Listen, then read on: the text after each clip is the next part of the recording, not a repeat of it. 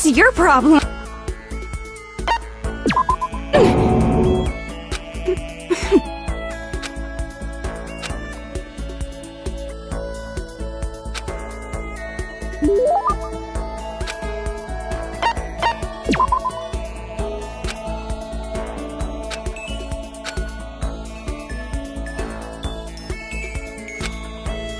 What's your problem?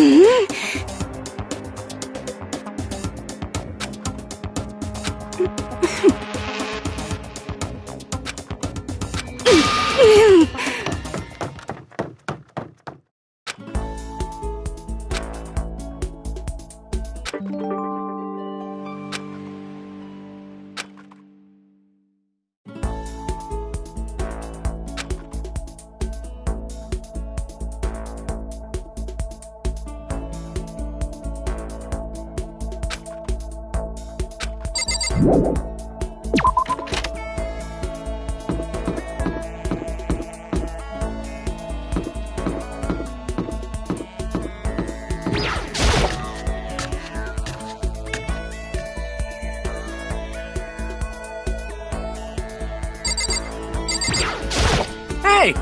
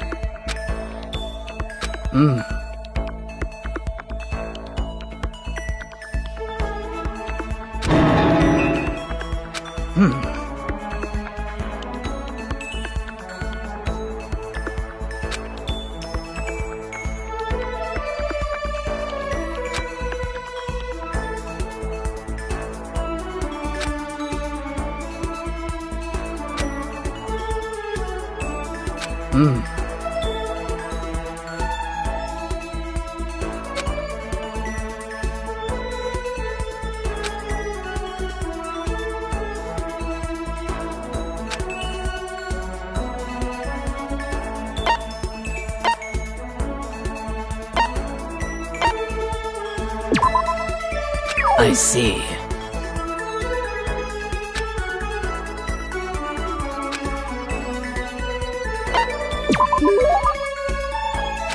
course.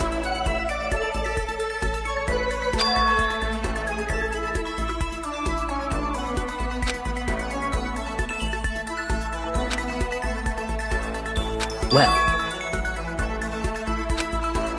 Huh.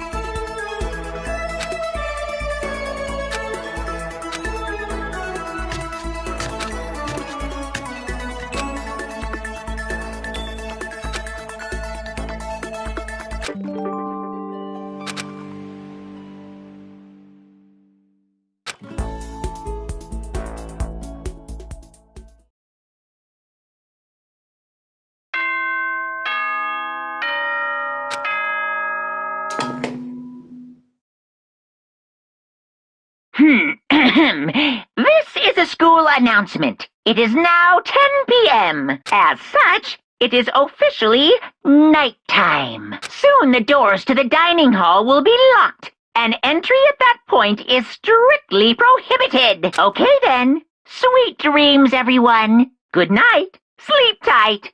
Don't let the bed bugs bite.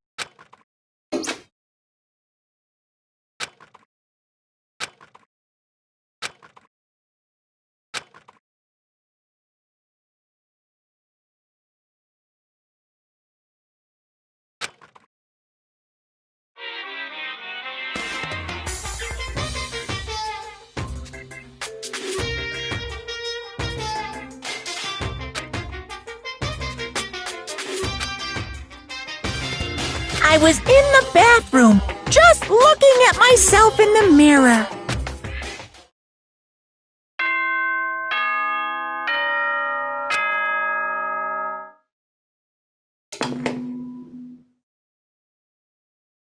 Good morning, everyone! It is now 7 a.m. and nighttime is officially over. Time to rise and shine! Get ready to greet another beautiful day!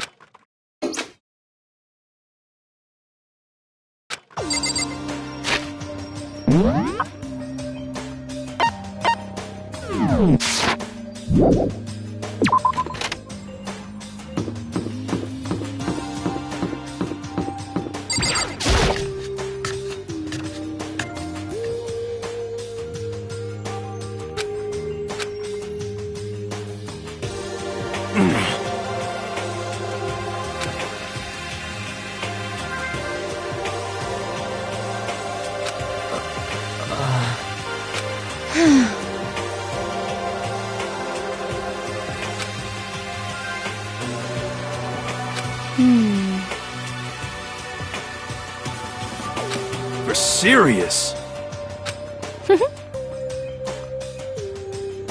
You hear me? Shit. Huh?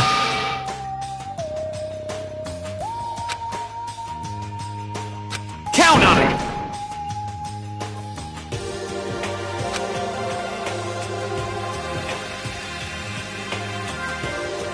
What? It can't be. You! Damn you! Oh.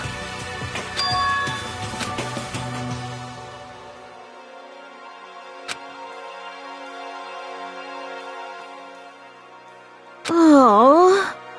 Ah. What? What? Hey, come on!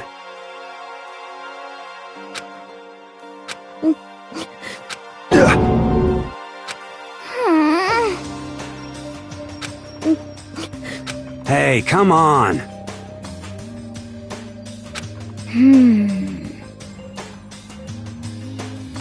Huh? What? What? Huh? Yeah, that's right.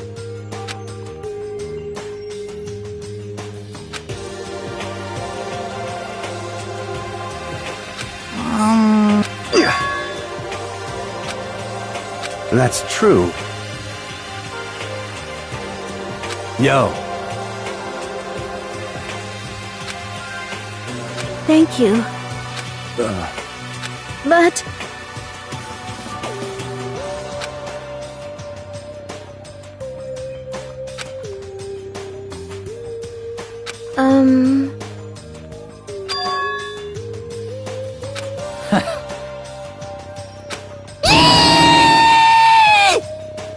Just a second. You know? I see. Thank you.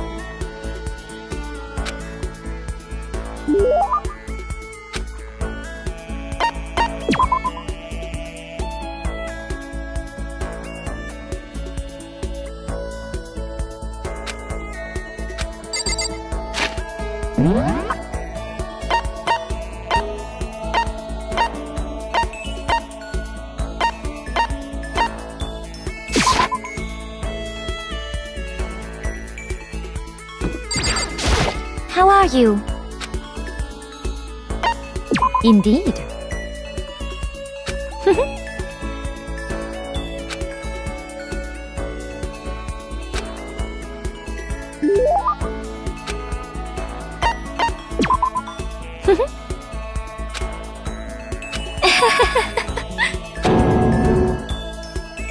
Indeed.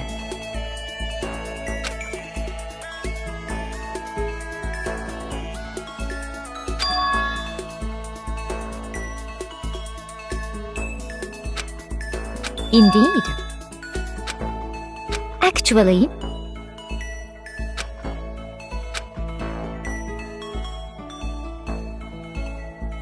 is that okay?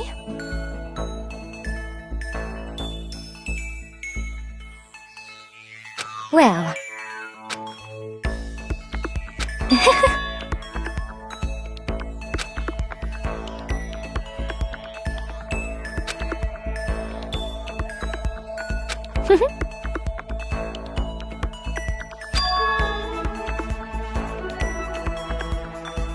I hope you are well.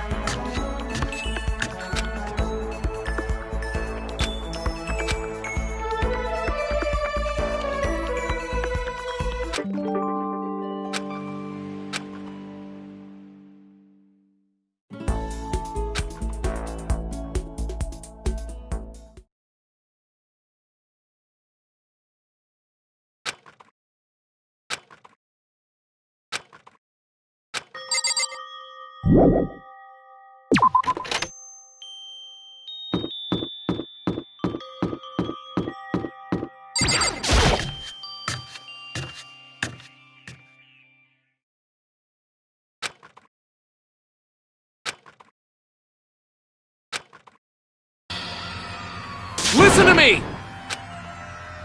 Hey, damn it!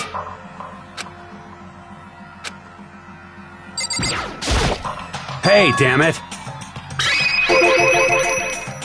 What? You're corrupt! You! Huh? You hear me? Damn you! Count on it! You wanna fight? You hear me? What?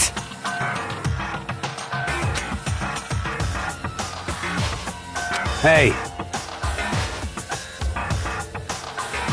I see! Got it!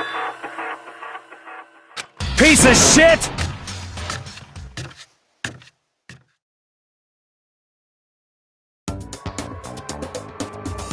Stop fucking around!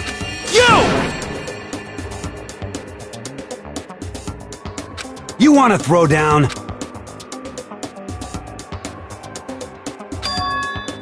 You son of a bitch! Ridiculous! You want to fight? Stop fucking around! Hey, Mondo, What, asshole? you can take off your uniform, you know? Go ahead. I won't judge. And you can shut the fuck up and mind your own business. I mean, look at you. Your face is all red. What are you, one of those goddamn hot spring monkeys? It just so happens I was born with a red face. You don't have to act all big, man. Act, you say? I'm still plenty good to go. I'm so good, I could eat a steaming hot bowl of soup right now.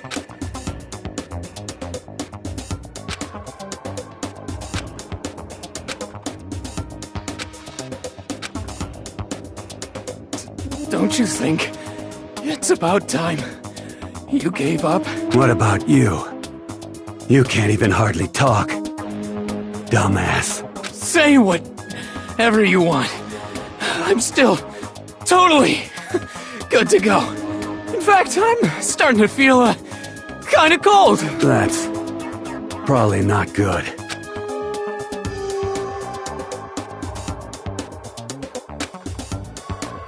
Shut up!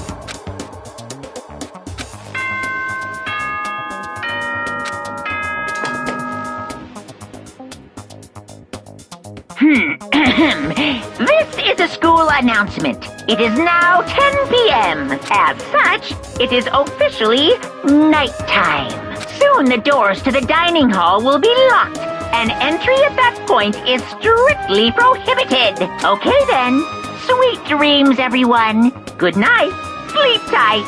Don't let the bed bugs bite.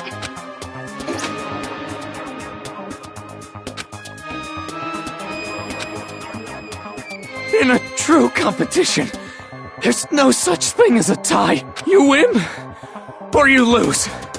That's the only thing that matters. Listen to you, you son of a bitch. Then bring it on. I'll push you right up to the gates of hell.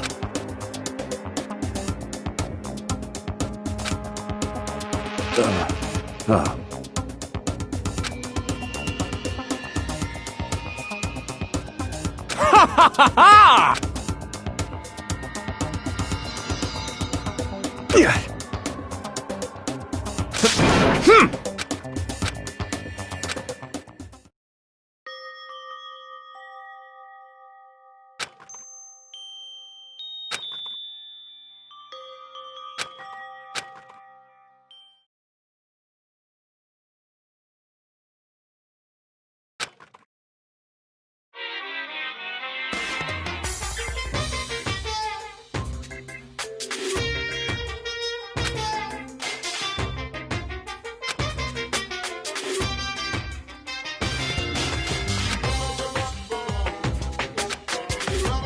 That's why I'm still alive! Because I don't know!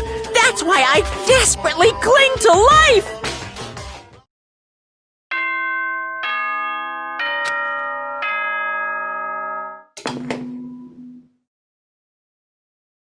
Good morning, everyone! It is now 7 a.m., and nighttime is officially over. Time to rise and shine! Get ready to greet another beautiful day!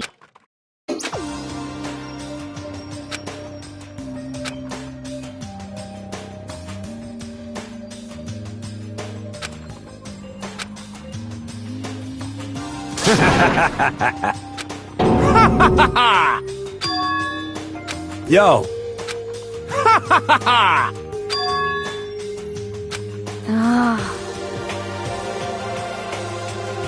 what?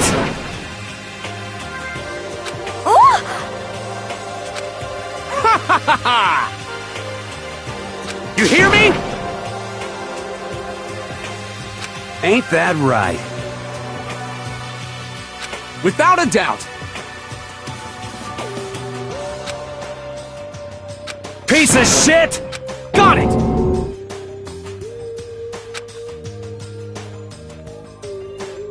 I see. Ah.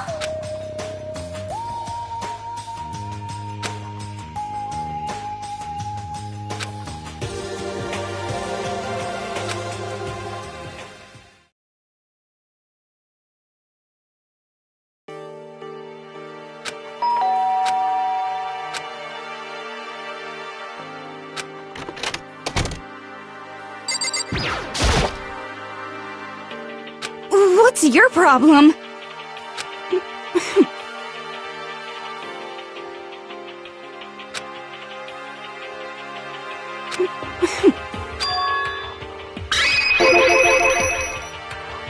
Well...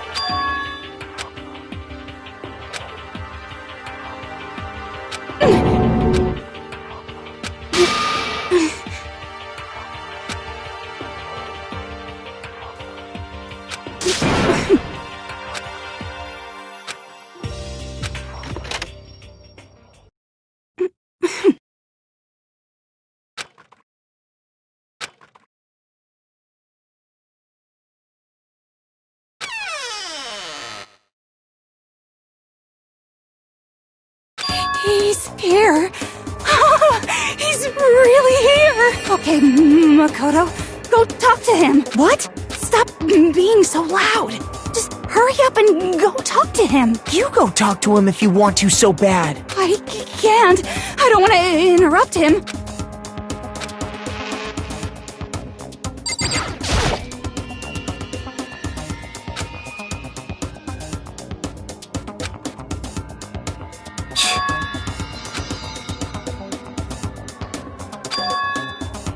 Naturally.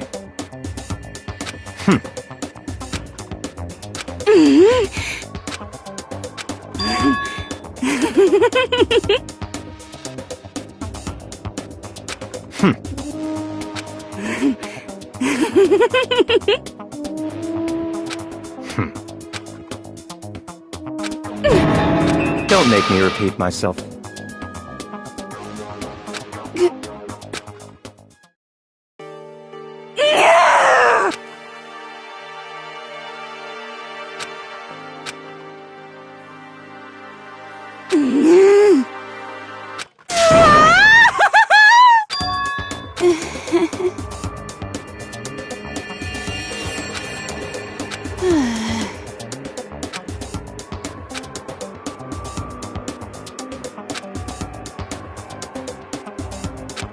Maybe.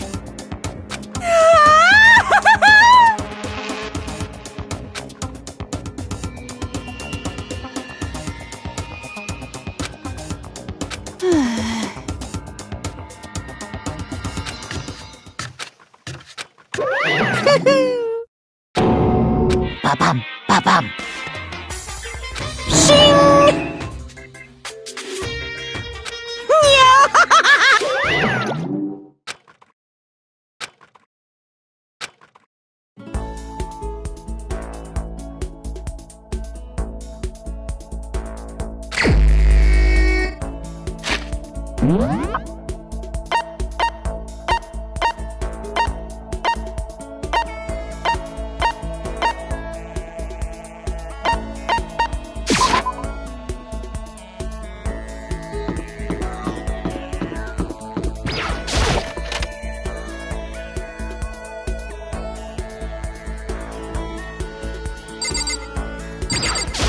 Hey.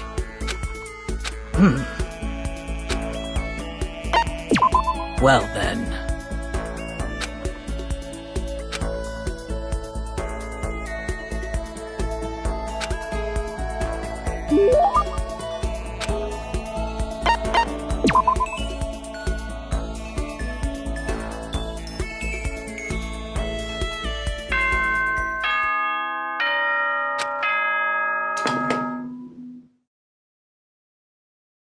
Ahem.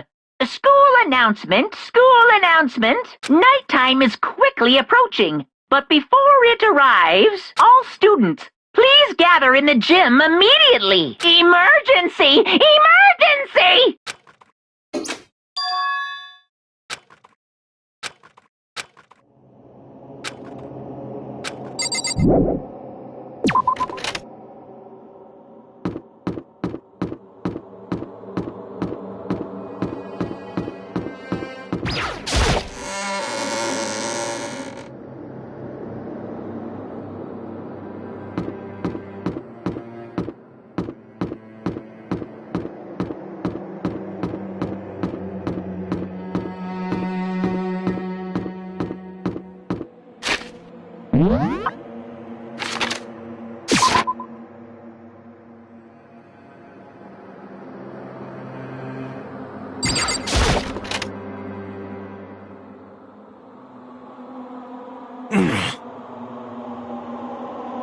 Well,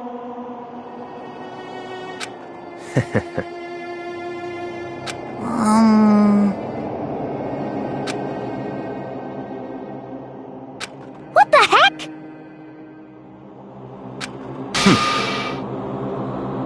Huh?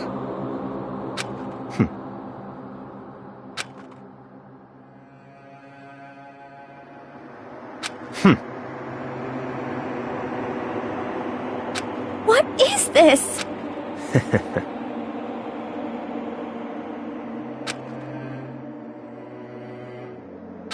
Well, huh? Certainly.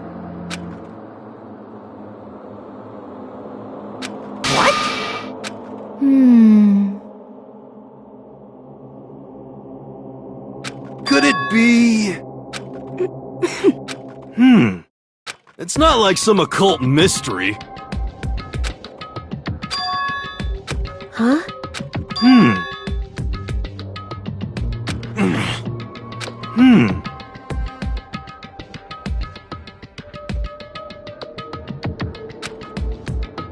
Could it be... For serious?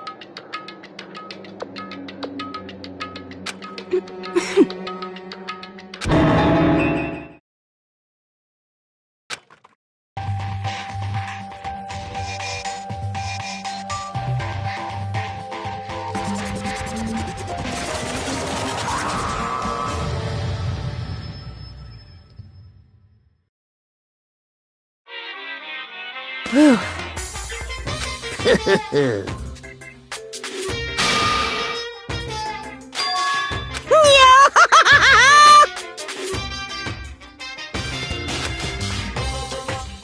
What?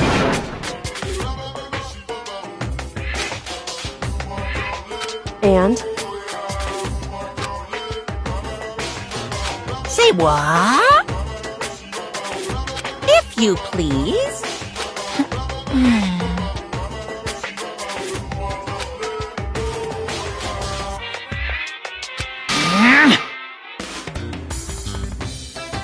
Yep. Today, I'm feeling black. Hey,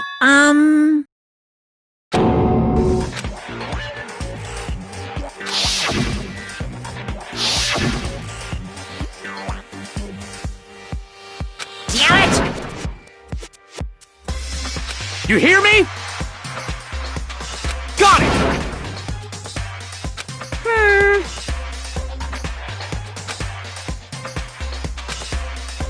Ba-bum, ba-bum.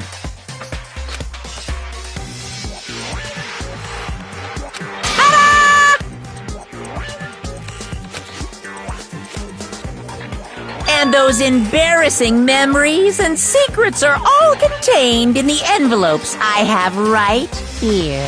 I'm going to hand them out now, so take a second to take a peek.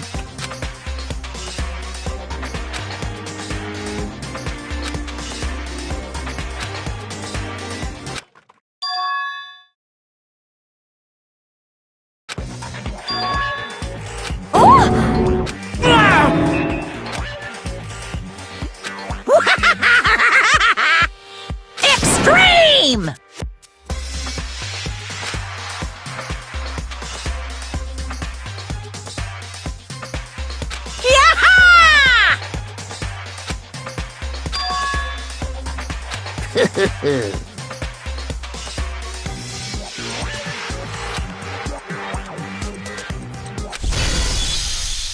What? Count on it!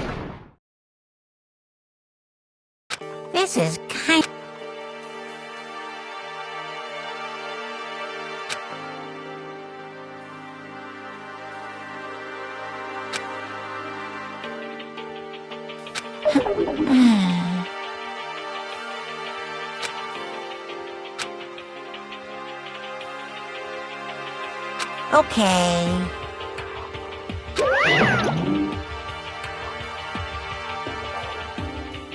So,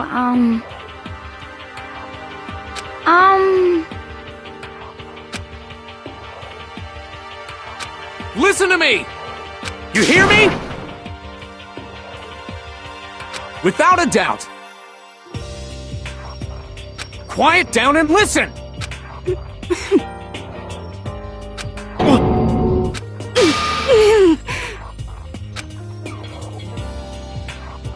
As for me... Oh?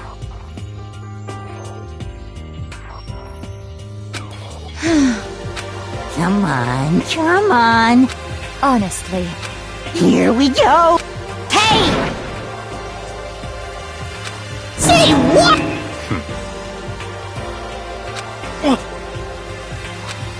I'm sorry. But...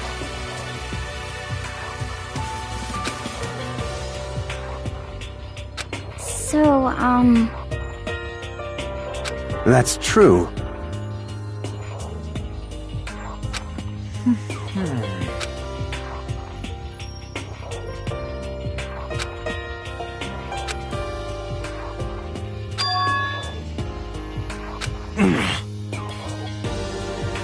You hear me?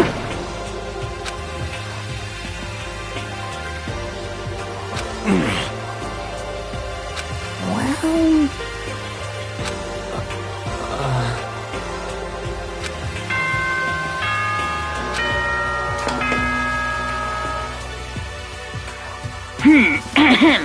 This is a school announcement. It is now 10 p.m. As such, it is officially nighttime. Soon the doors to the dining hall will be locked, and entry at that point is strictly prohibited. Okay then. Sweet dreams, everyone. Good night. Sleep tight. Don't let the bed bug bite. Of course.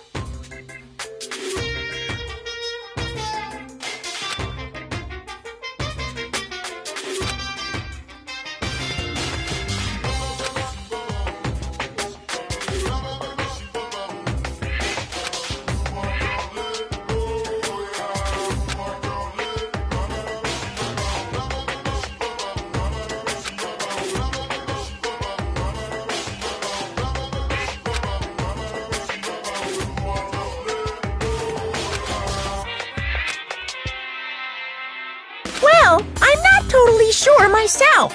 Maybe you should try reading between the lines.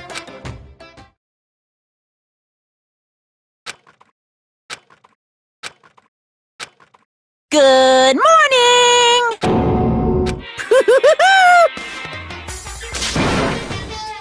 Yep.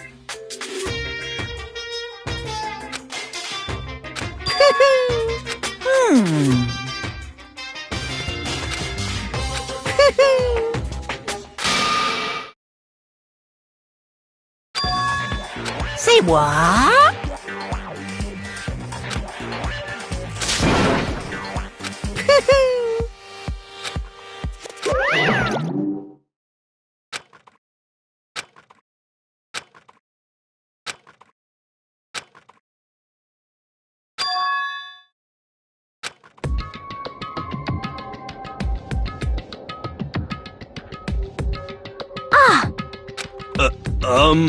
Hey.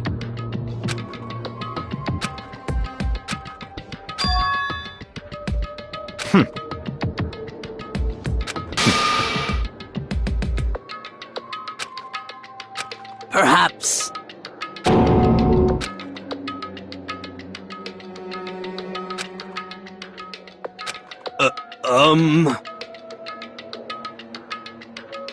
Huh?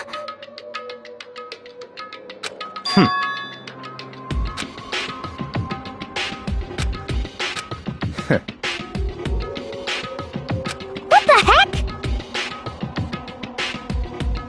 Naturally.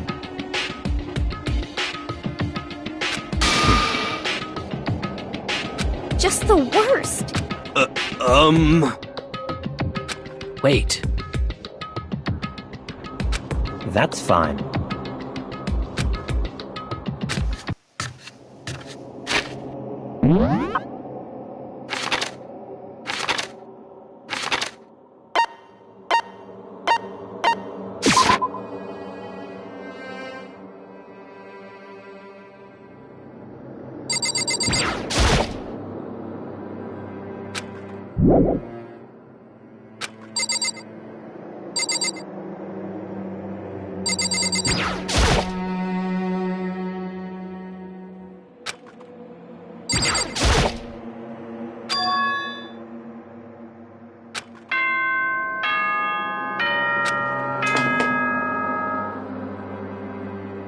For this investigation, I have unlocked the doors. Please look around to your heart's content. It's all clear now. I see.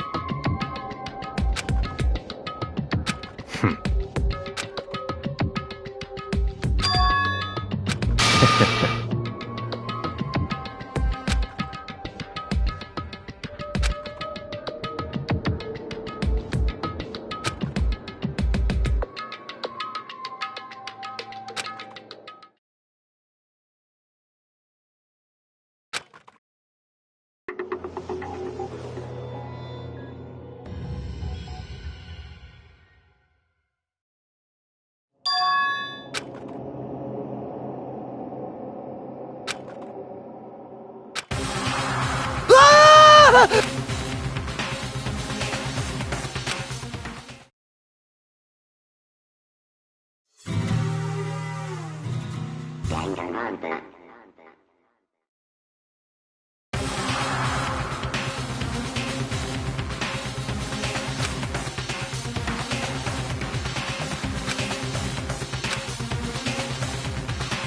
Very strange.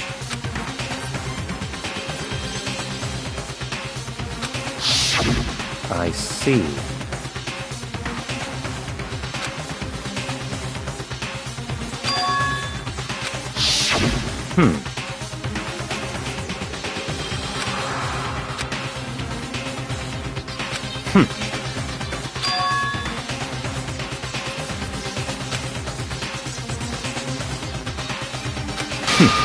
Interesting.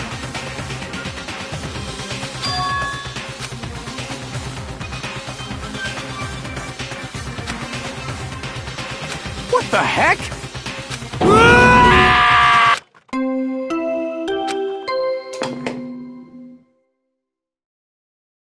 A body has been discovered! After a certain amount of time, which you may use however you like, the class trial will begin.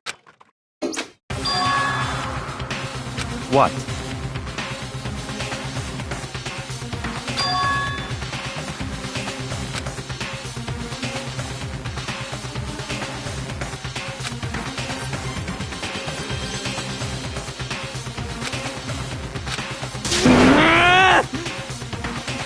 Naturally.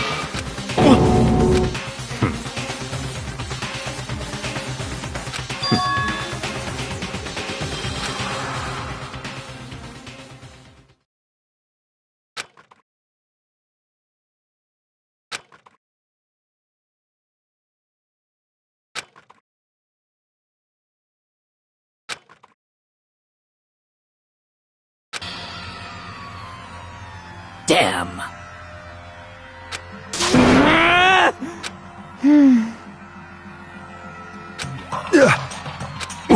What the?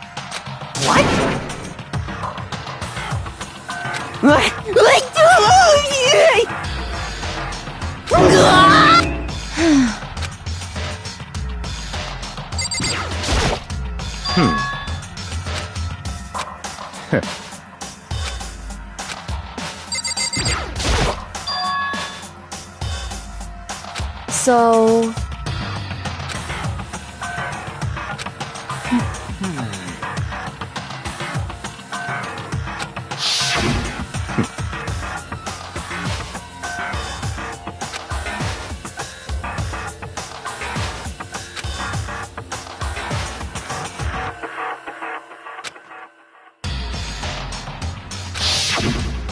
What?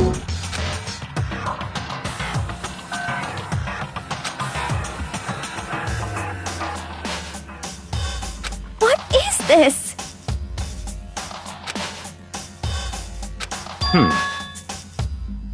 What? No way! Well,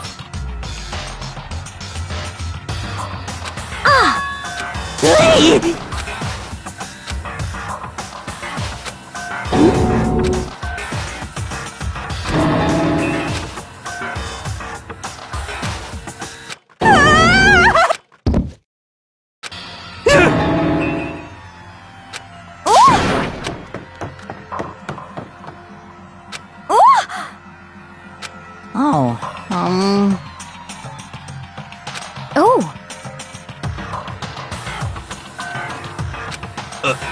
Oh,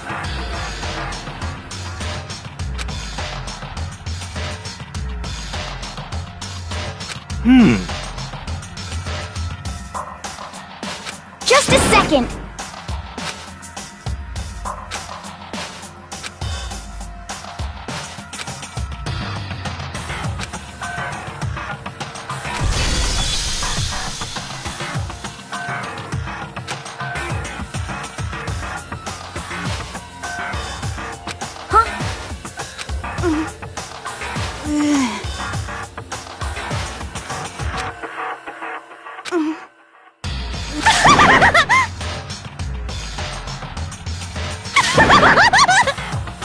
What the heck?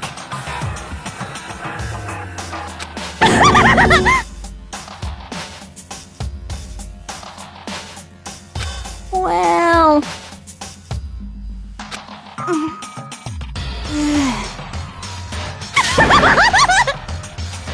I see!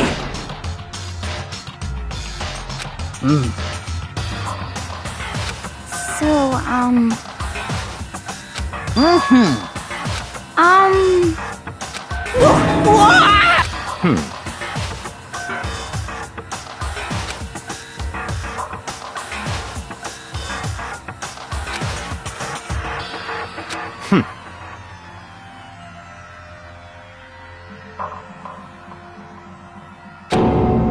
Don't make me repeat myself.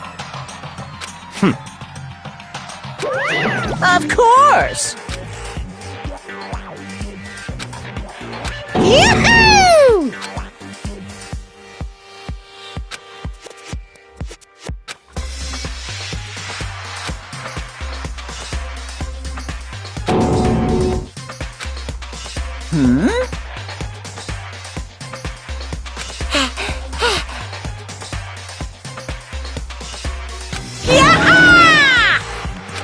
Stop talking. It's the Monokuma File! See ya later! No way!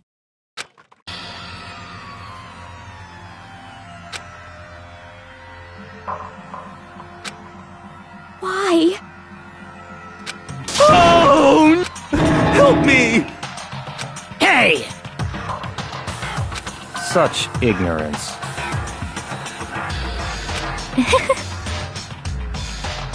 Naturally.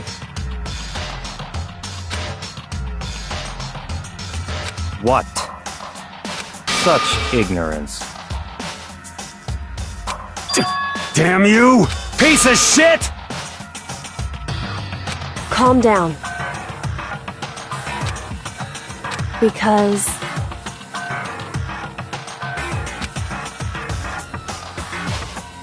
that's right. What? Hey!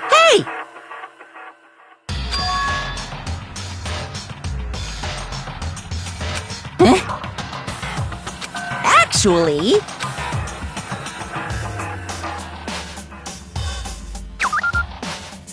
So then. Hey,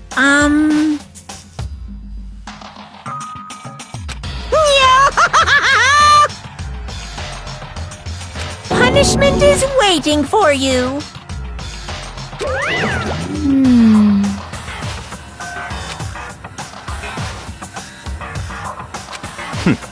Interesting. You son of a bitch! So,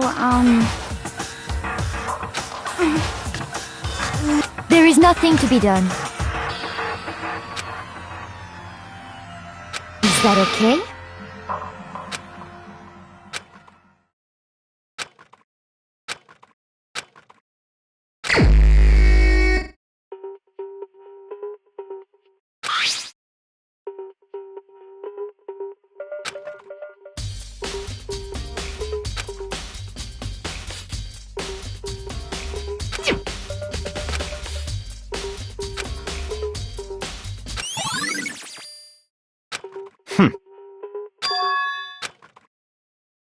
Naturally.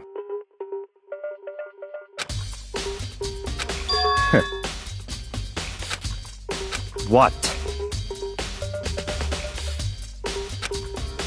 Stop talking.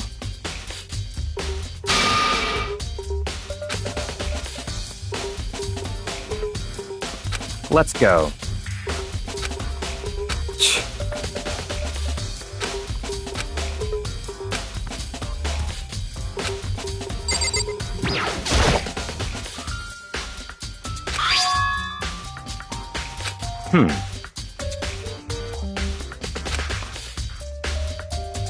That's right.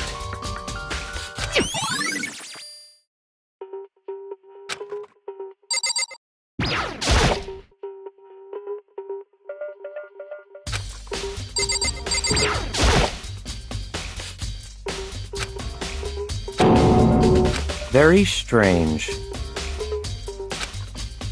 What?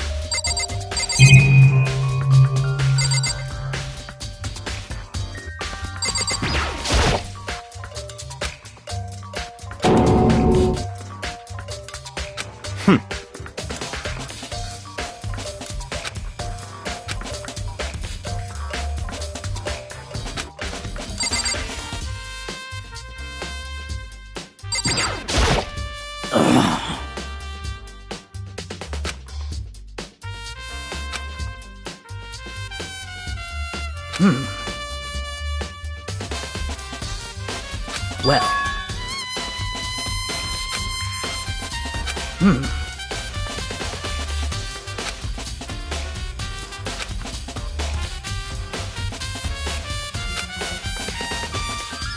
Perhaps.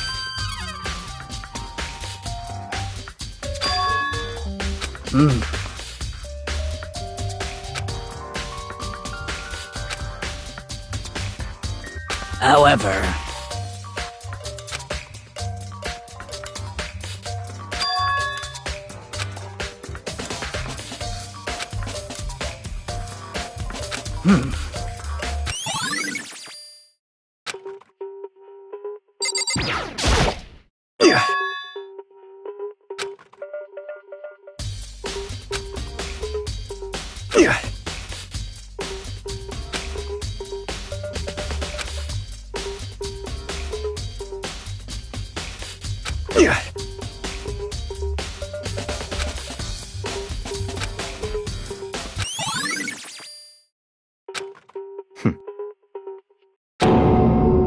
What? Let's go.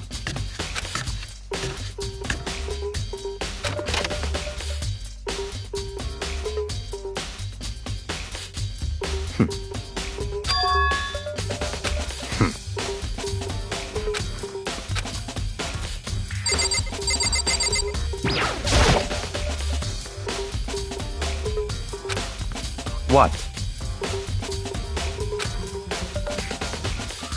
Did you call for me? That's right. You need something? Yep.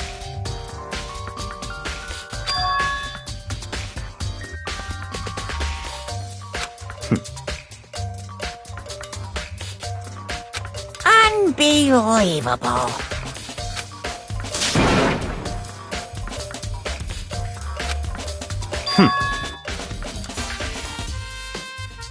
Of course.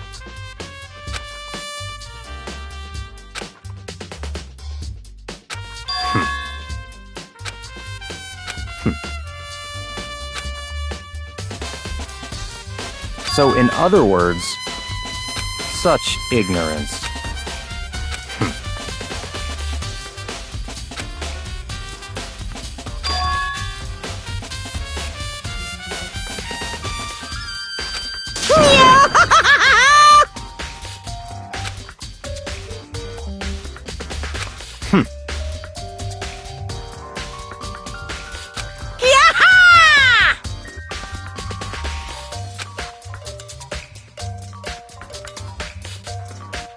Yep.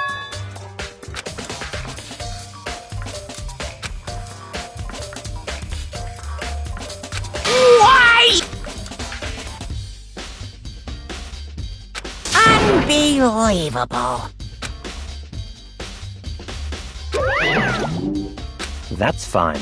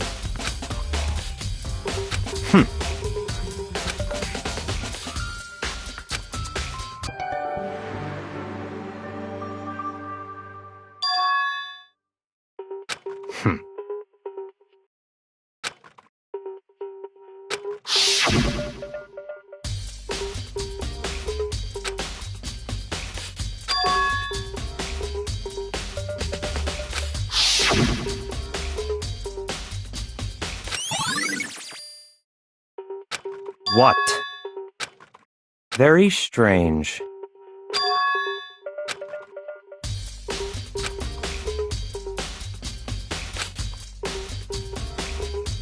I see.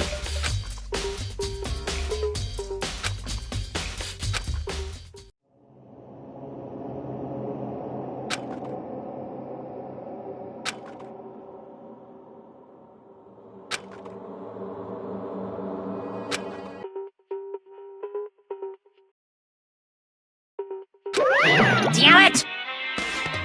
You're making... Now I'm really...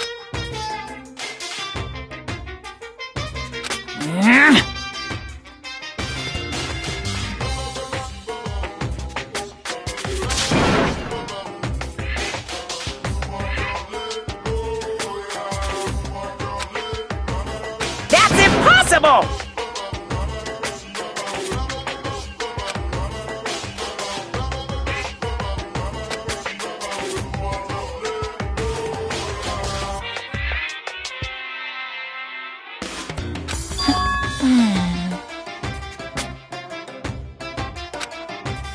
I can't hear you!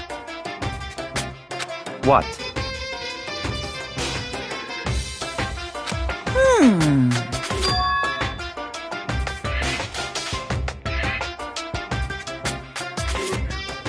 What?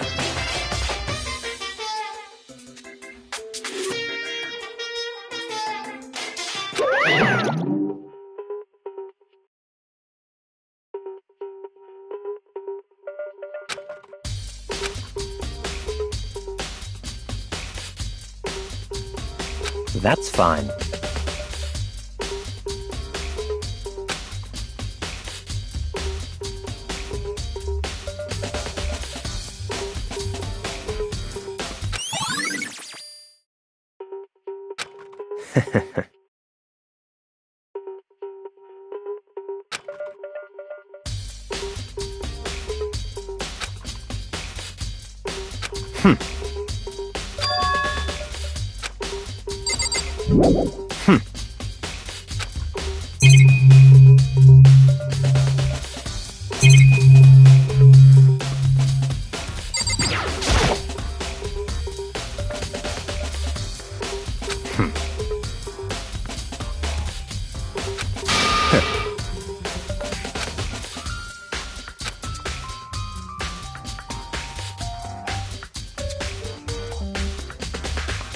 Don't make me repeat myself.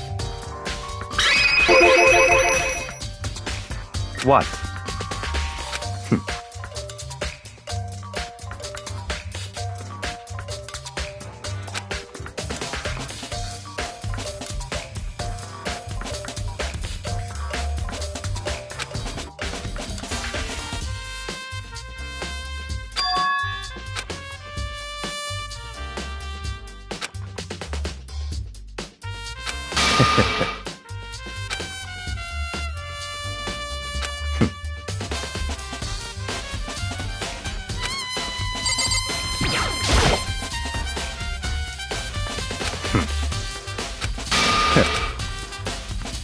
Don't make me repeat myself.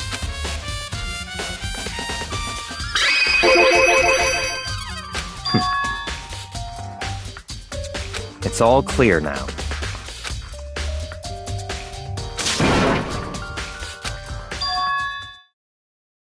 I don't have time to play with you.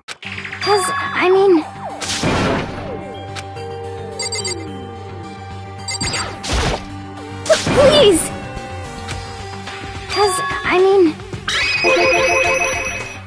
Well...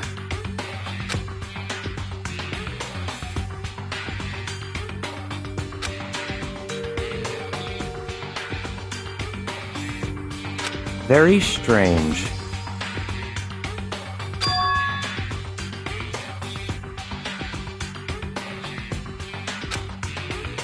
Don't make me repeat myself.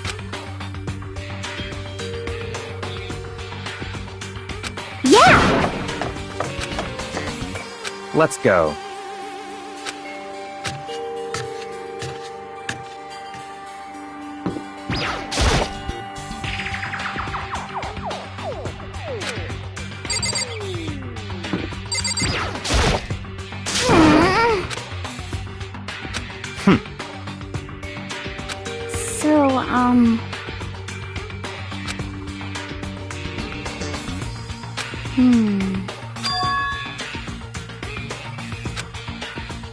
That's fine.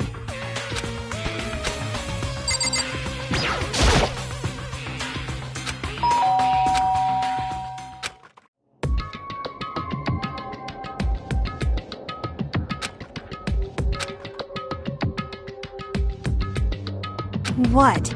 Oh, nothing. It's just that, Hina was really worried about you, holding yourself up in your room. Leave me alone. Yeah, sure thing. But, could you open up, just for a second? Won't allow it. Huh? I won't let Genocide Jack have control!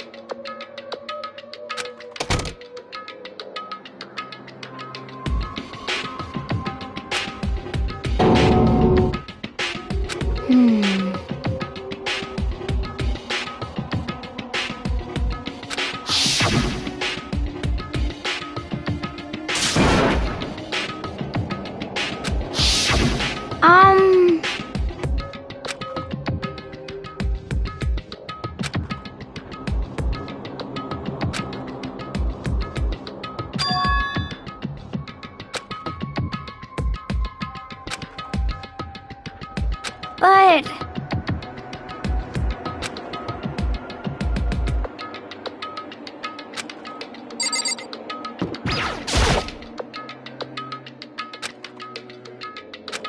That's fine.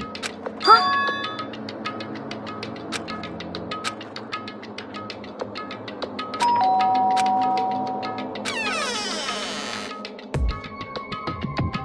What do you want? Ah! It's Byakuya.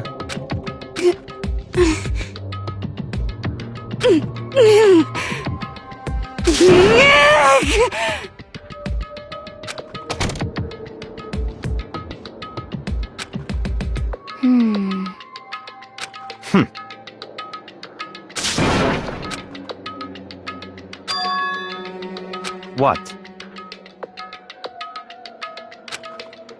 Stop talking.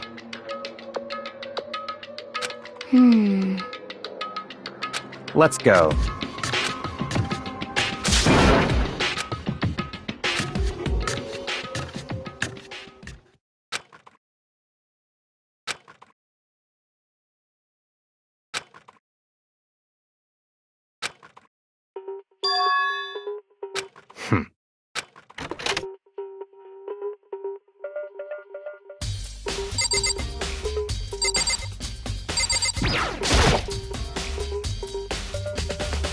Don't make me repeat myself.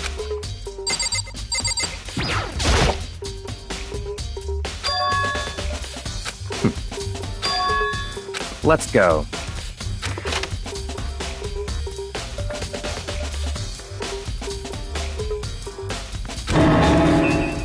So, in other words,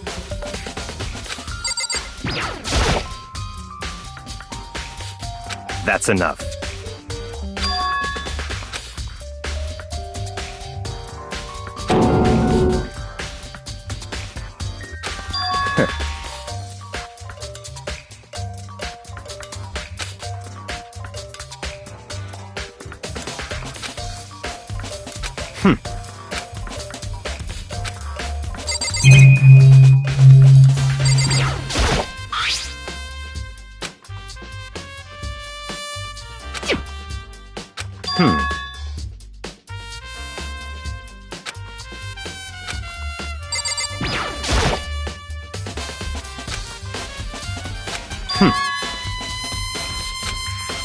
That's right.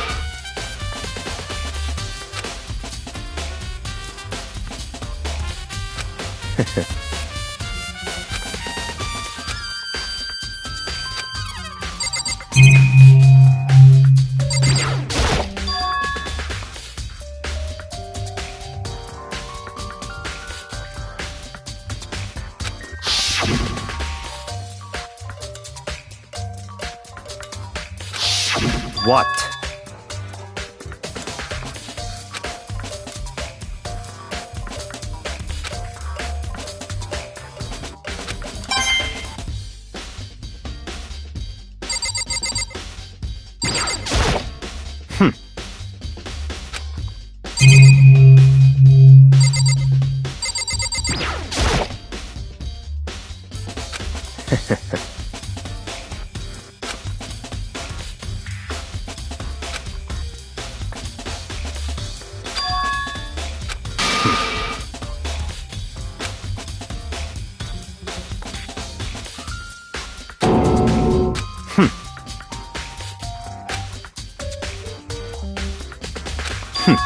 Interesting.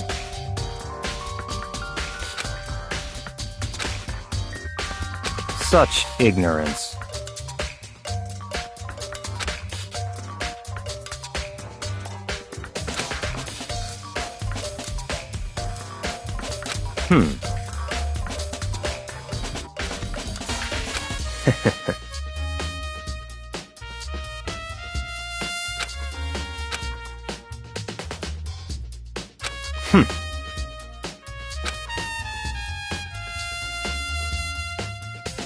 What?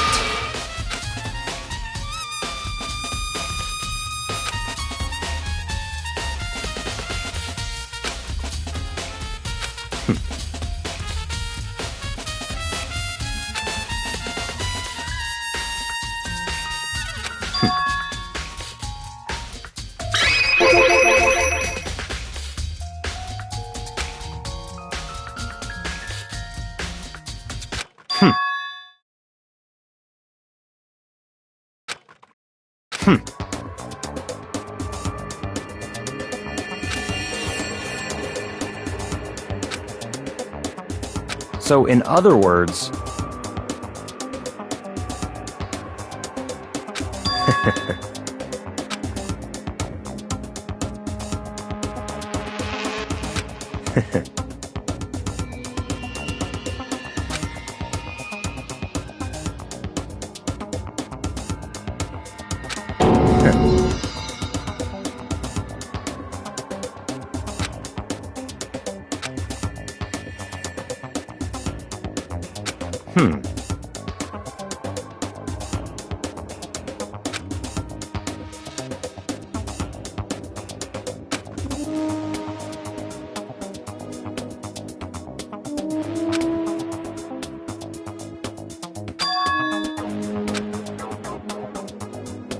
That's right.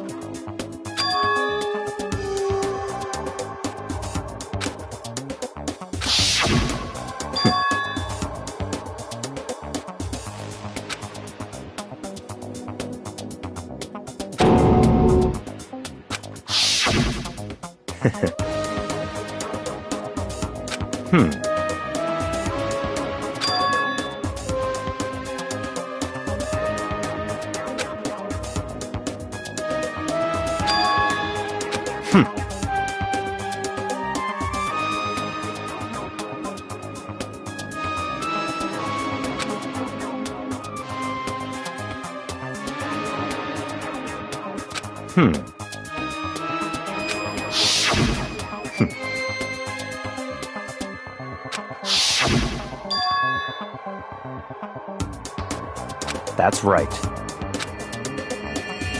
So in other words,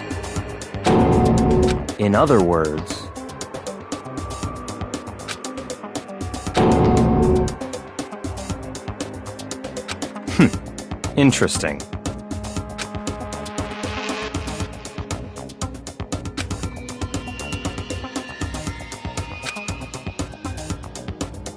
Such ignorance.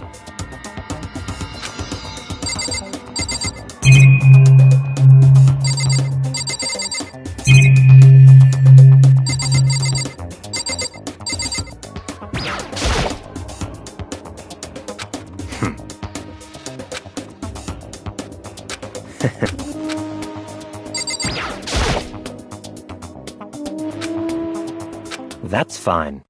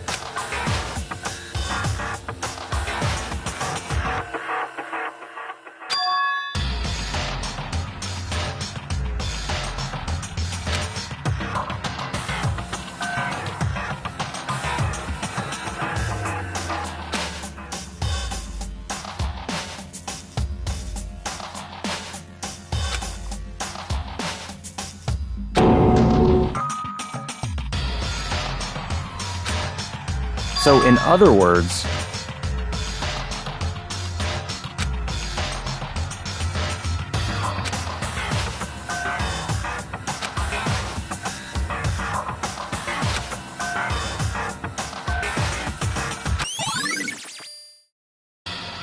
let's go.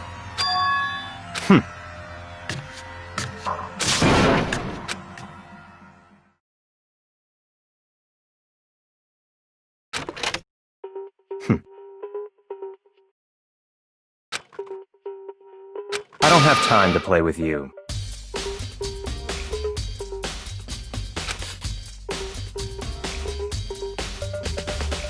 Goodbye.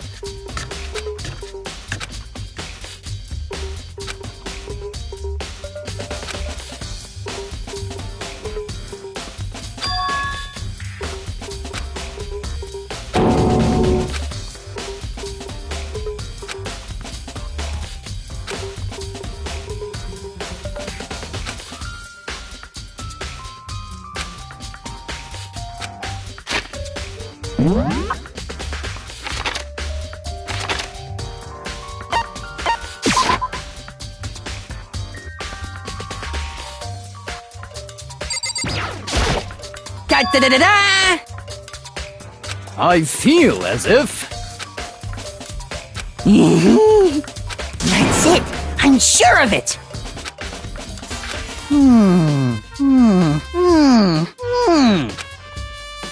Well, it would seem...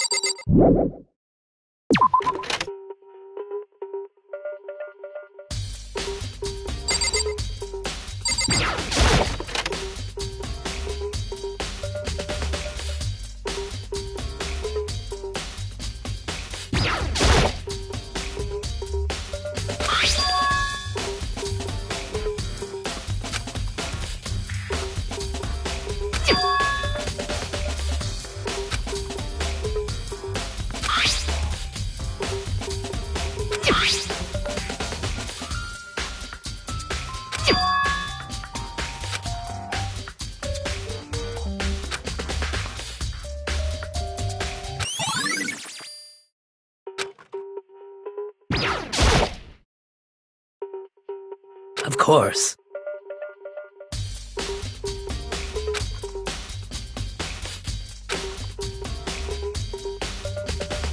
I'm sorry.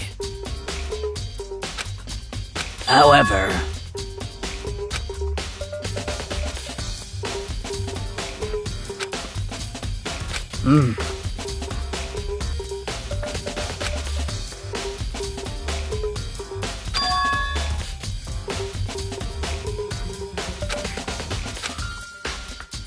Of course.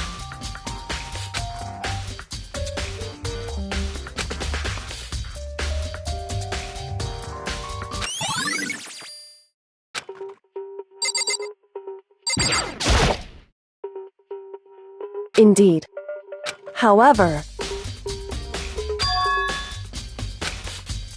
Well... So then...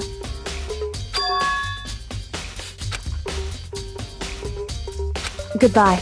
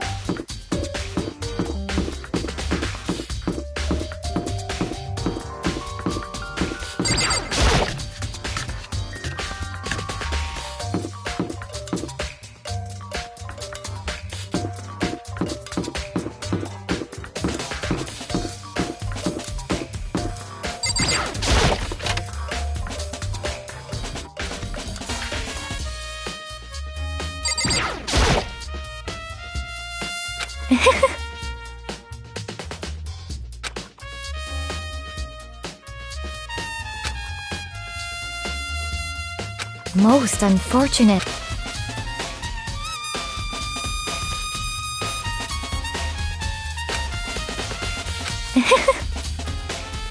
Actually, indeed. What are you doing out this late? Oh, I was just... Are you planning to go exercise, perhaps? What? How did you know? Because I can see a blue track jacket sticking out of that duffel bag you're carrying. Oh, you're right. Thanks. Well, I'd better get going. I'm kind of in a hurry.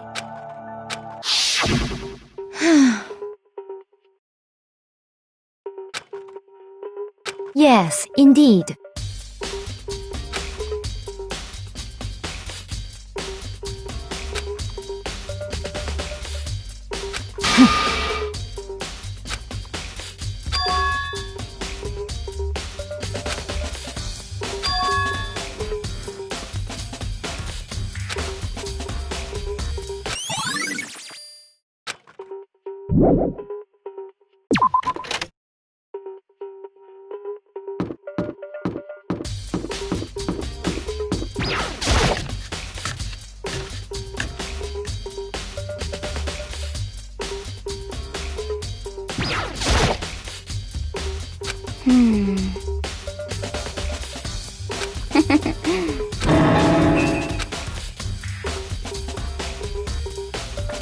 Yeah! Huh?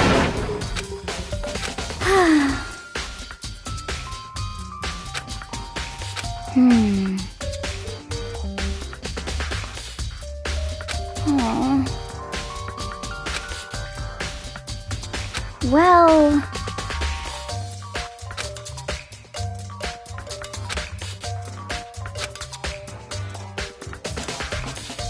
Yeah, totally.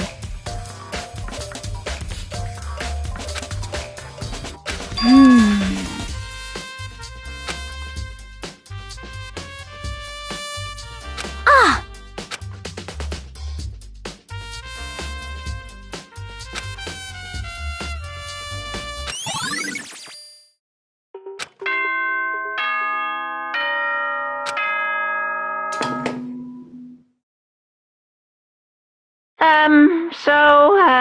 I'm getting tired of waiting. Shall we just plunge right in? It's the moment you've all been waiting for! The class trial! You remember where to meet, right? Please go through the red door on the first floor of the school. See you soon!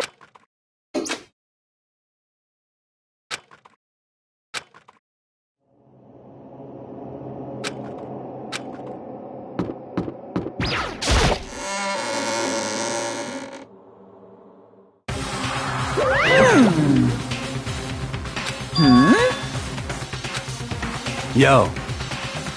Huh? Come on!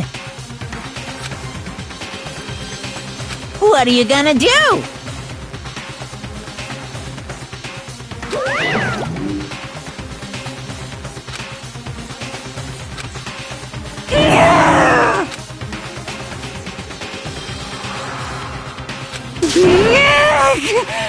Phew!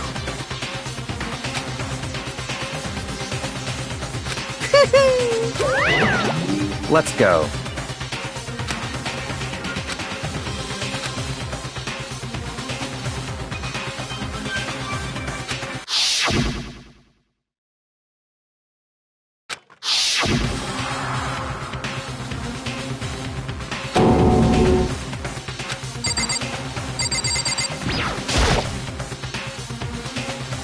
It's true.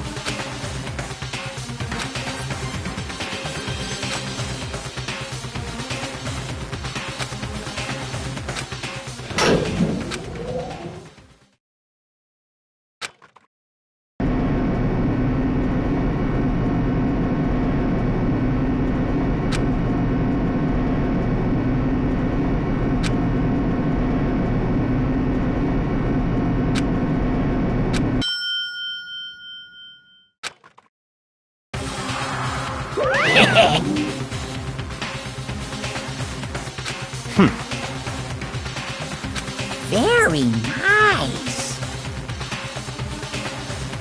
Well? Thrills, chills, kick!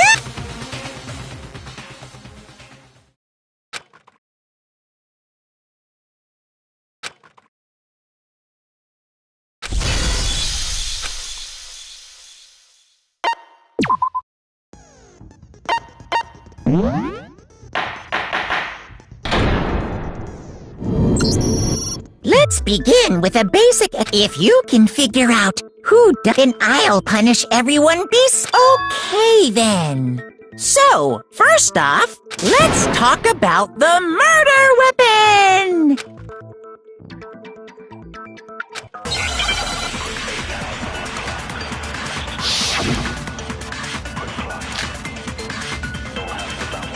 Chihiro's fatal injury.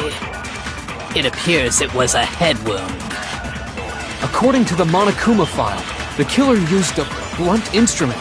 But what kind of blunt instrument could it have been? I bet it was an iron pipe. No, that's wrong!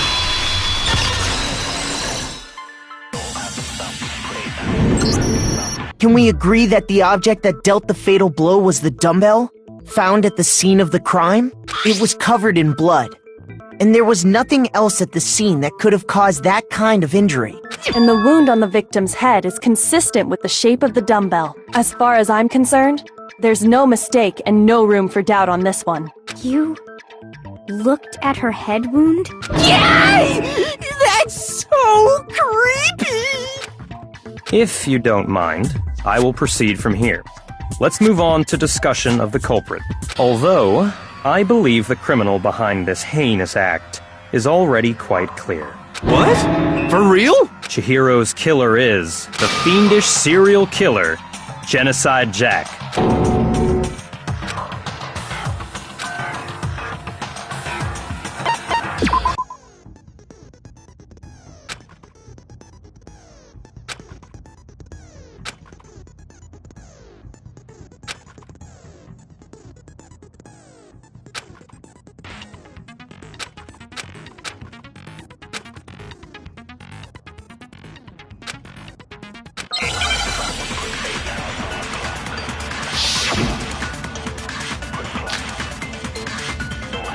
The culprit is Genocide Jack.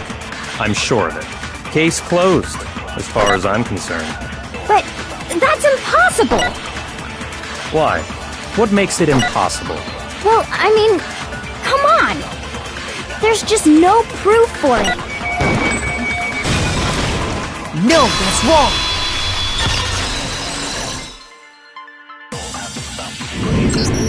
I might know one reason he could be involved. What? I found this file while I was looking around the archive in the library. I guess it's some kind of confidential file the police put together about the Genocide Jack case. What? That's kinda weird as shit, isn't it? What was something like that doing in the library? The why of it is probably more trouble than it's worth. So let's forget about that for now. More importantly, it outlines all the specifics of every Genocide Jack case in exceeding detail. According to the file, there appear to be two defining characteristics in every Genocide Jack case. The first is that a bloody message is found written at the scene of every murder. Oh, that's right. Boob lust. No. It's actually bloodlust.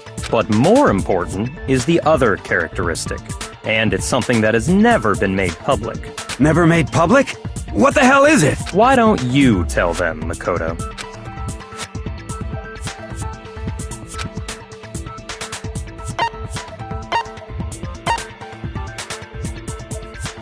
I got it! Apparently, in every Genocide Jack case, the killer suspends the body in a certain way. Other than the killer, the only people who know about this are the higher-ups in the police department. However, Chihiro was most definitely suspended in the same way. So, how did the culprit know about this when only high-level police officials were aware of it? There's only one logical answer I can think of. It's because the culprit in this case is the real Genocide Jack. No fucking way! You're saying Genocide Jack is one of us?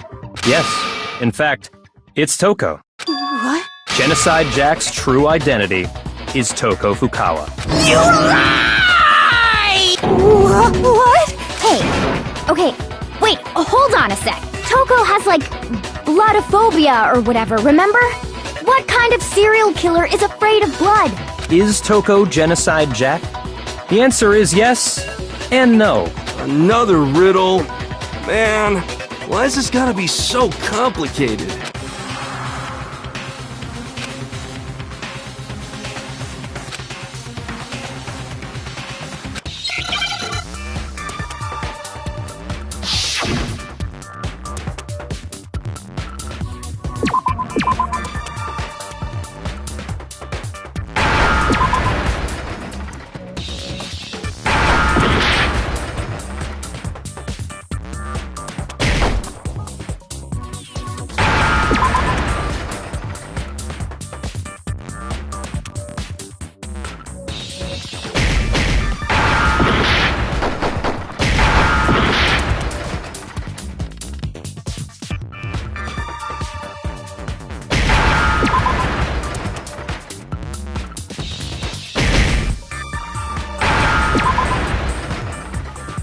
Now I understand!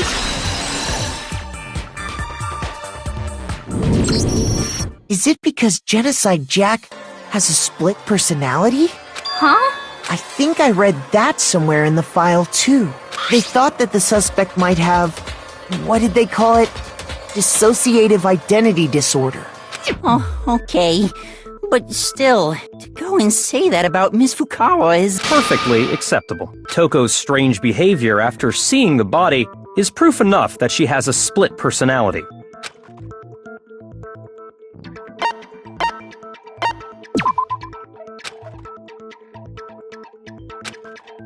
Shoot!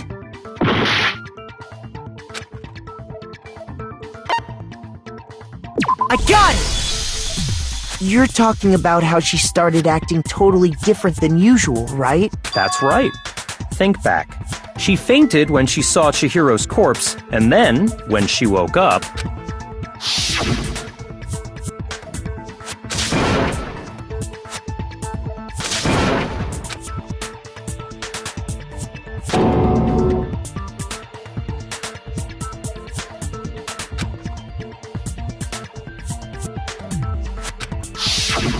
She was acting funny, that's for sure. That melancholy tone of hers completely disappeared. Don't go assigning adjectives to my tone without permission. Not to mention, once she regained consciousness and saw Chihiro's body again, she was utterly calm. In other words, within her is one personality that can handle blood, and one that obviously can. So when Toko trapped herself in her room, it's because she was scared of Genocide Jack?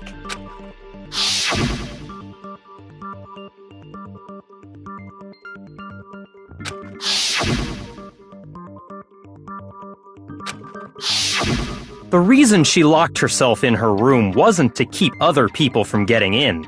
It was to keep her other personality from getting out. What? Toko was afraid. Afraid of the murderous fiend inside of her. Of killing even more people. How? Yeah. How can you know all this? I do believe you misunderstood her. What she's trying to say isn't, how can you know all this? No. What she wants to know is, how could you tell them? Huh?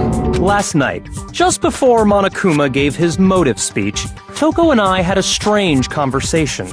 She told me a most interesting story. She said a murderous fiend lived within her, and she was afraid it could appear and attack at any time. And that trepidation is what's caused her to have such a bleak attitude. Isn't that right, Toko? This is all a lie. Right, Toko? You said you wouldn't tell anyone. What? You promised! I can't believe you lied! You have only yourself to blame. You came to me with your tragic little story. I didn't ask you to. This is the real world, not some romantic fantasy fairy tale. Besides, You broke your promise first. You said that as long as you were here, no matter what, you wouldn't let Genocide Jack kill anyone. But in spite of that promise...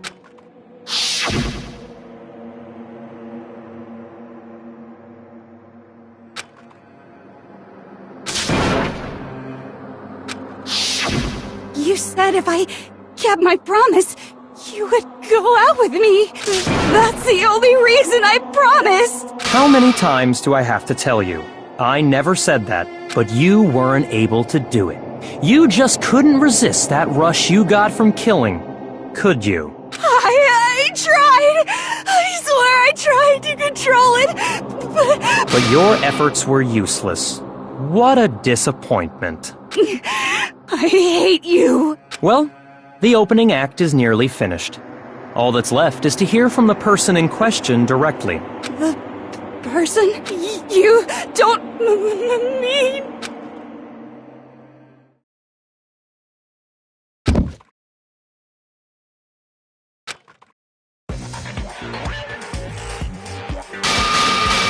Well, hello there! Is it me you were hoping to see? Yes!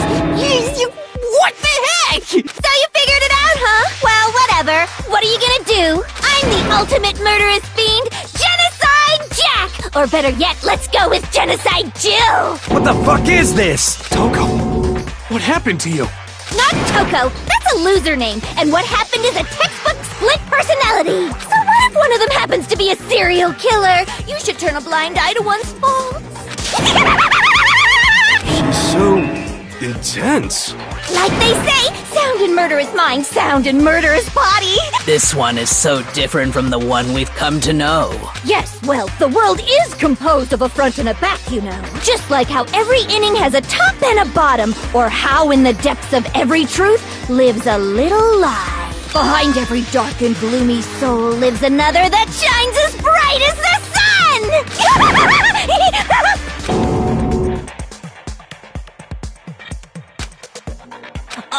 Miss Jack, Jill, can I ask you a question? What's up?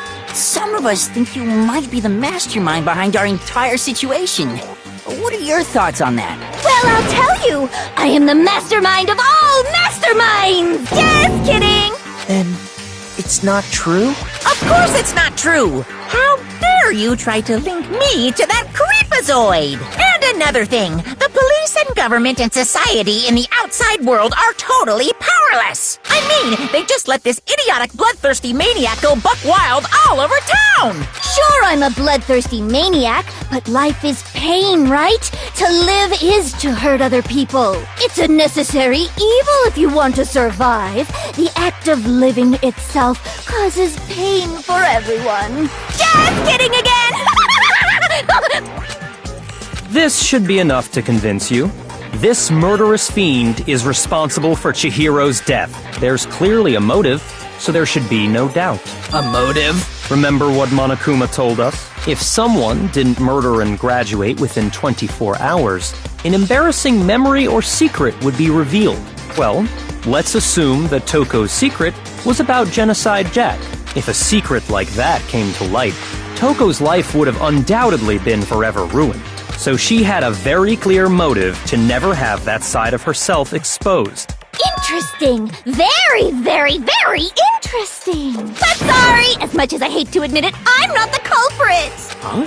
But I cannot imagine anyone other than you could murder someone in such a bizarre fashion. Maybe so, but nevertheless, it's the truth. Do you really expect any of us to believe you? Yeah. I could never believe a word you say, you monster!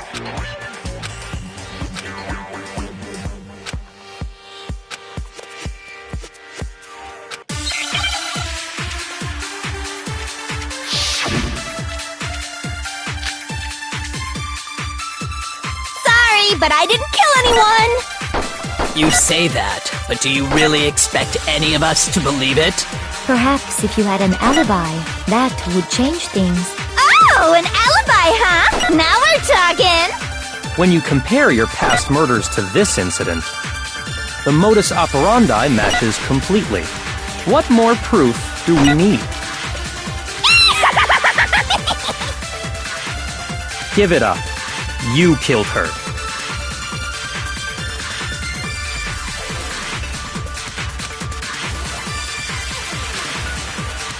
Sorry, but I didn't kill anyone! You say that, but do you really expect Ed? Perhaps if you had an alibi. Oh, an alibi, huh? When you compare your past murder, the modus operandi matches completely. No, that's wrong!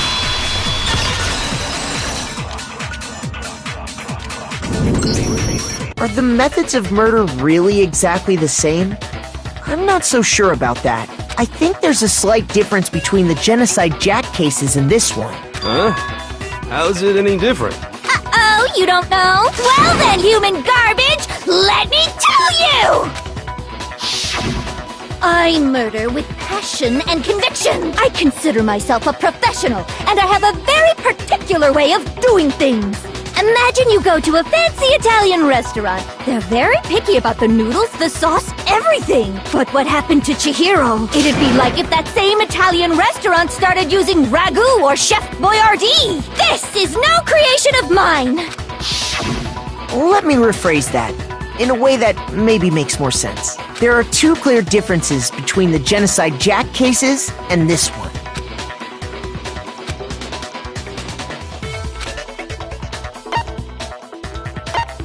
I got it! For one, the cause of death is different. In the Genocide Jack murders, all the victims were killed the same way. According to the case file, they were all apparently killed with a pair of scissors. But Chihiro died from a blow to the head, right? Ah, yes. That is remarkably different from the other murders. Wouldn't it be strange for someone who kills the same way without fail to suddenly change their method? And there's more. One more conflicting detail. That's right! In my recipe of murder, if the bloody message is the tortellini, then the arrangement of the body would be the pesto sauce! Could you please stop comparing killing people to cooking? So, are you saying the other difference has to do with how the body was arranged?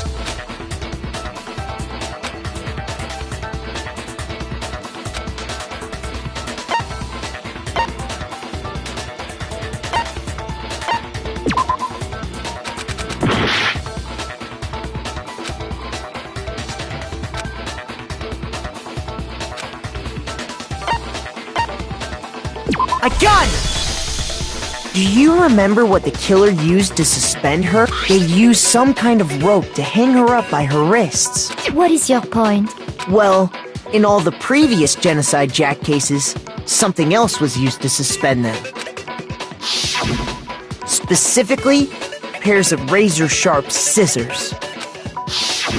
And guess what? I use my own specially designed scissors for the murders and the arrangement. Like I said, I'm a professional, so naturally I'm very picky about the tools I use. And you know what else? Big Mac said there's two differences, but he's wrong. Big Mac?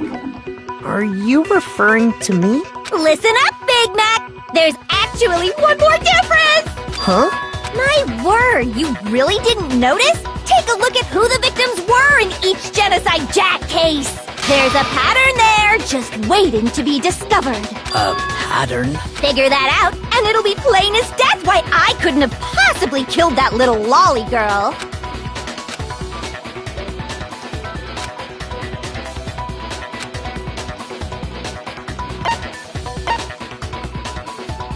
I got it! Is it because Chihiro was a girl? Bingo! Bullseye! Right on the money! What are you talking about? In all the Genocide Jack cases, all the victims had something in common.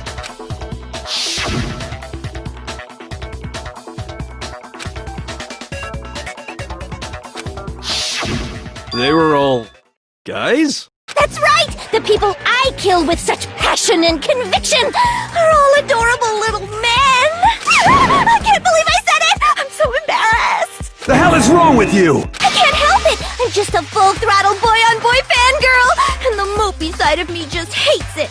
But now I'm on the fast track to becoming a full-fledged man madam! So, since Chihiro was a girl and not an adorable little man, you wouldn't kill her? Would an Italian chef suddenly start making ramen just because they're both noodles? Don't be stupid. I have too much passion and conviction to cross that line. That's the absolute reality of the one and only. We get it. You've clearly explained your hobby and your philosophy. But that's not all there is to it. It's a different matter entirely. When you're forced to kill in order to survive. Quiet, lowly cur! Lowly? Cur? I would never kill for a reason as petty as mere survival. And if by some fluke I did kill to survive, why would I bother with the message and arrangement? It'd make me the obvious suspect! That does make some amount of sense. Plus, whatever reason I have for killing, I would never leave out my prized scissors. Who would go out of their way to use a big, stupid, heavy dumbbell? Maybe you used the dumbbell because you couldn't find any scissors in the school? Any scissors? I don't just use any scissors. I only use my own set of high-class envy of the entire world scissors! Okay, whatever. There still aren't any in the school. Are you sure about that?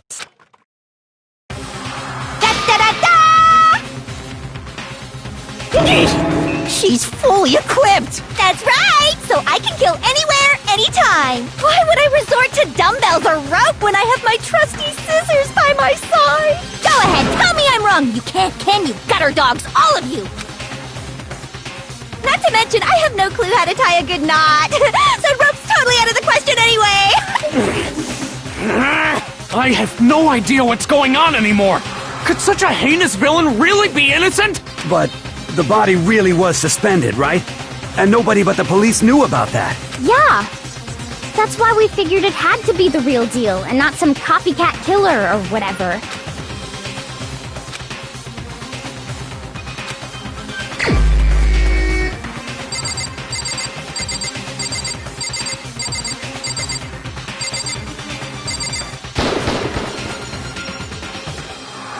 Shoot!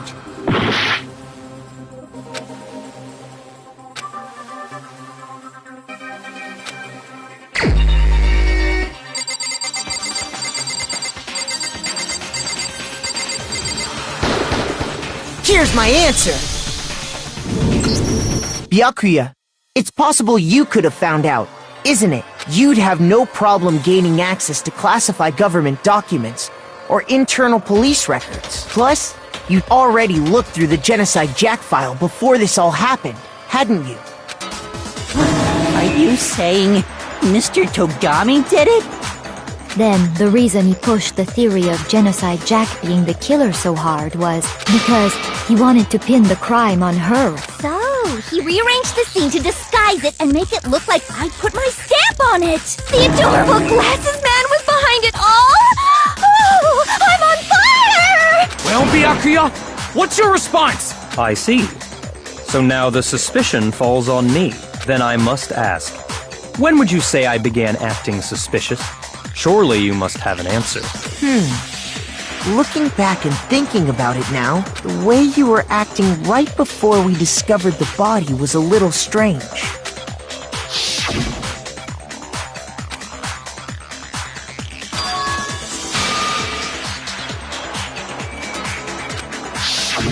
You wanted to go to the girls' locker room right away, right?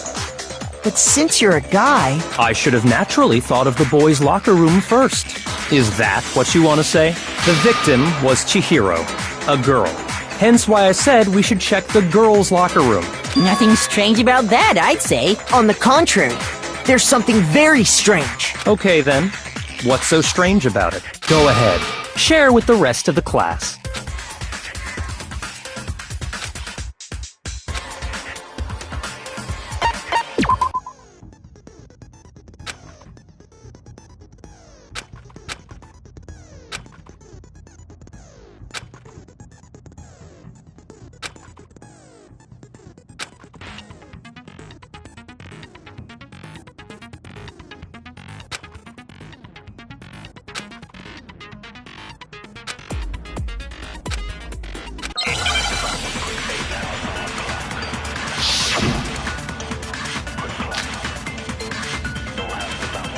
So, you said Byakuya was acting kind of weird before we found the body.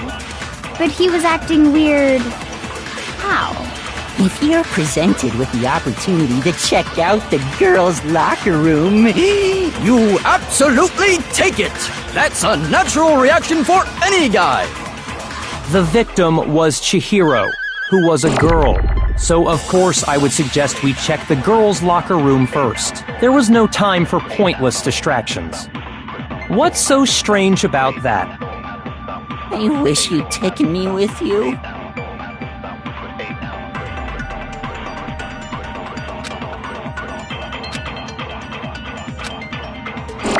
So, you said Byakuya was acting kinda weird before we found the body. Shoot! So, you said Byakuya was acting kinda weird before we... But he was acting... If you're presented with the opportunity, that's a natural... The victim was Chihiro. No, that's wrong!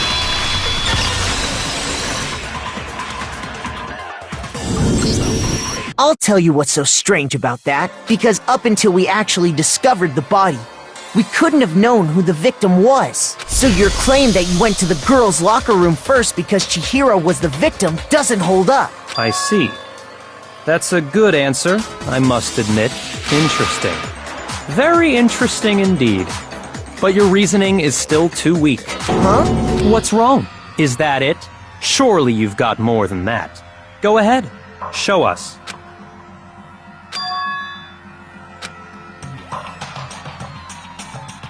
What's the matter? You're not finished already, are you? There must be more to it. There is. I think.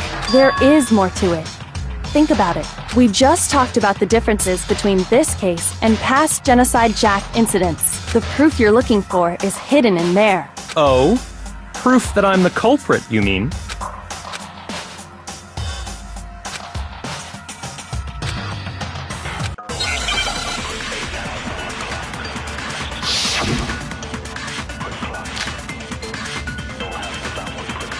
The difference between the cases? You want me to explain it again? When I want to kill, I use my very own special scissors. And I use those same scissors to arrange the body. But Chihiro was suspended with... It was some kind of rope. Was it not? That's right! It absolutely was! Then there must be something very fishy indeed about that rope. Hey, Byakuya, where'd you get it from, huh? I'd never seen that rope before in my life. Obviously, somebody else must have had it hidden away somewhere.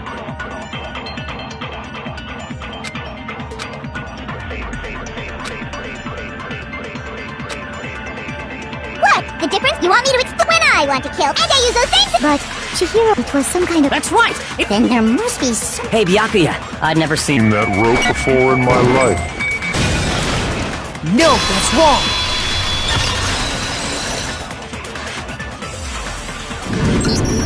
Actually, I'm pretty sure you have seen it before. Because, you see, that rope, or should I say, that extension cord? What?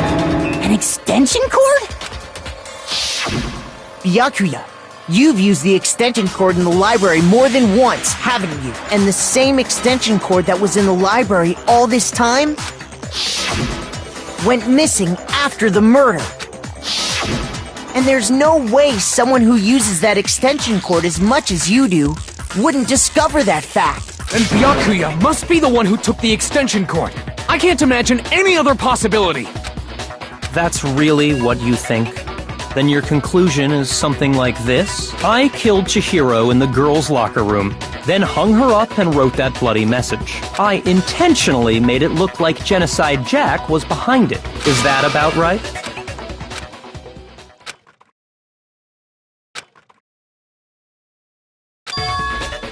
What's wrong? I asked you if you think that's what happened. Hell yes, that's what happened. So that's it, right? Byakuya's the killer. I don't disagree with not disagreeing. He kept calling this a game, right? So he'd be totally willing to do something like this to win. Sorry, but could we hold on just a second? I think we need to talk about this a little more. Huh? Do we really need to? We've already decided who did it. I know, But still, there's something that's still bothering me. Is that right? And what, pray tell, is still bothering you? I killed her in the girls' locker room, then disguised my crime. Specifically, I dressed it up to make it look like it was the work of a homicidal psychopath. What about all that bothers you?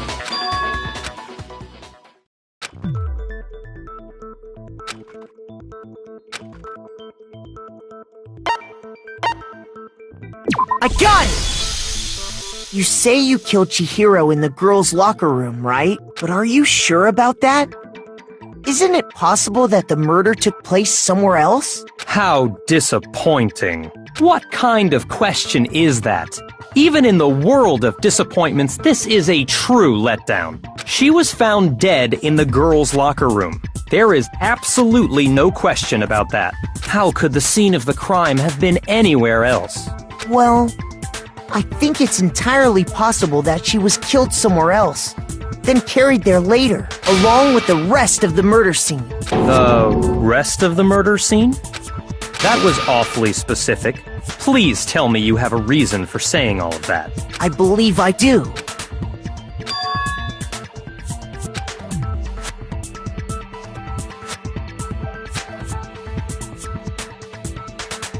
Hey! Don't just move on without permission! What do you mean she was killed somewhere else? Come on, Makoto. If there's any chance the murder took place somewhere else, let's see the proof.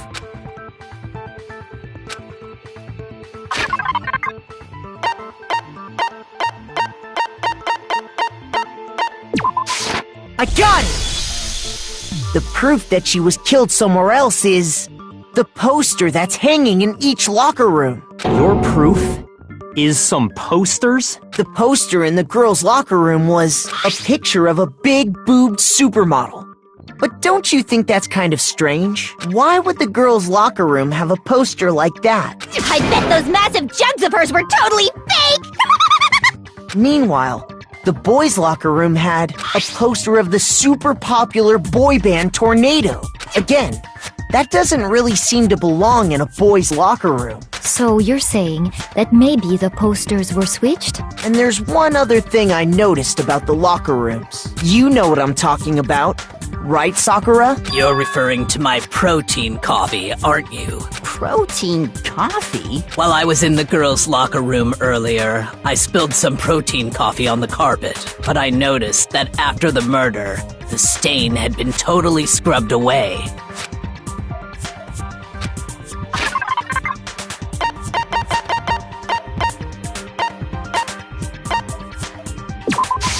I got it! The stain on the girls' locker room carpet wasn't scrubbed away. In fact, I found it on the boys' locker room carpet. That's definitely the stain from my protein coffee. Then, does that mean that the carpets were switched too? But why would anyone do that? To move the murder scene from one locker room to the other.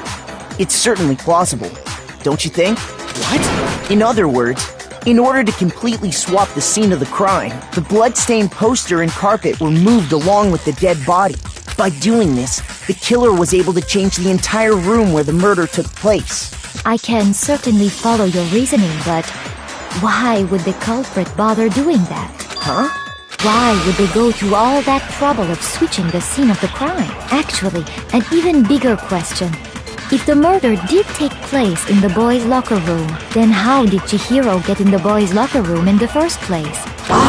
To get into the locker rooms, you have to swipe your e-handbook across the card reader device. But Chihiro's handbook should have only allowed her access to the girls' locker room. She had no way to get into the boys' locker room to begin with. No, she did have a way! And I can tell you what it was! I highly doubt that. Shut up! I'm telling you, I know how she could have done it!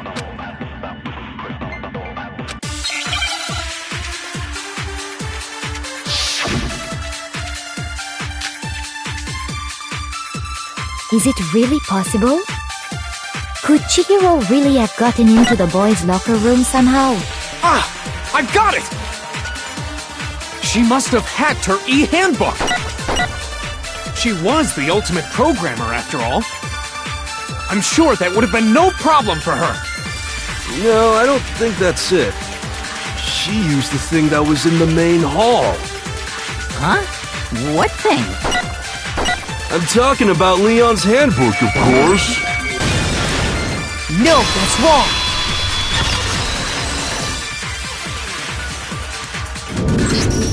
No, I don't think Chihiro used Leon's handbook. Why not? Because Leon's handbook was broken. Oh. Well, then, yeah, I guess that'd be pretty impossible, huh? I am struck silent by how quickly you gave up. Plus, isn't there a regulation against using someone else's handbook? Actually, the rule states that loaning your handbook is prohibited. It says nothing about borrowing one. In other words, you could borrow a dead person's handbook all you want, and you'd be safe. Yup. Hit the nail square on the noggin. Of course, if it were broken, that wouldn't make any sense anyway. So then, she must have hacked hers like I said. She used her ultimate programmer skills and... Psst! You can't fix an e-handbook. The instant you open one up, a security buzzer starts blaring.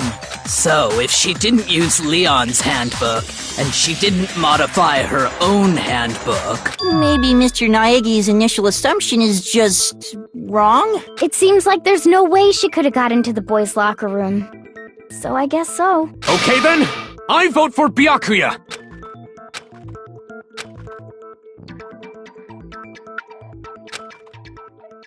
Hold on a second. I agree with you, though. I think you're on the right track. What the? You finally decide to open your mouth and that's what you've got to say? There's no way she could get in the boys' locker room, right? So... Why are you so sure she couldn't get in? There's still one other way she could have gained access. What? What are you talking about? What other way is there? Well, to explain that, why don't we take a little break from the trial? I'd like you all to come see something. Wait. Just what do you think you're doing? Don't worry. This'll make the whole trial more exciting. I'm sure that thought must please you. Huh? It'll make things more exciting? Well, all right then. I declare an official class trial recess. Huh? For real? Now then, what is it you want to show us? It better not be boring or I'll be very unhappy. Oh, I have no doubt it'll meet your lofty expectations. So, shall we go?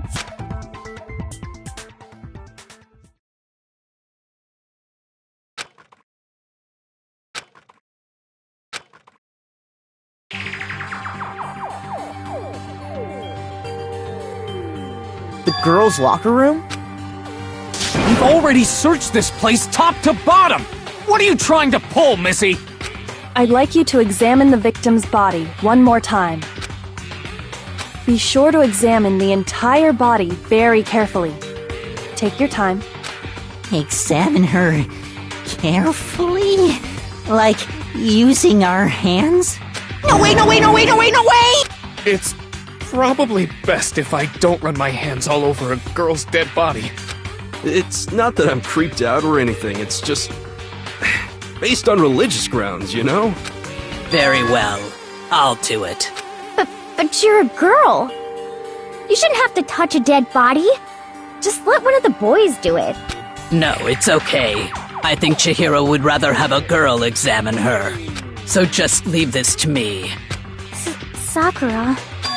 What is this? Some kind of secret girl-on-girl action? Is that what you two are about?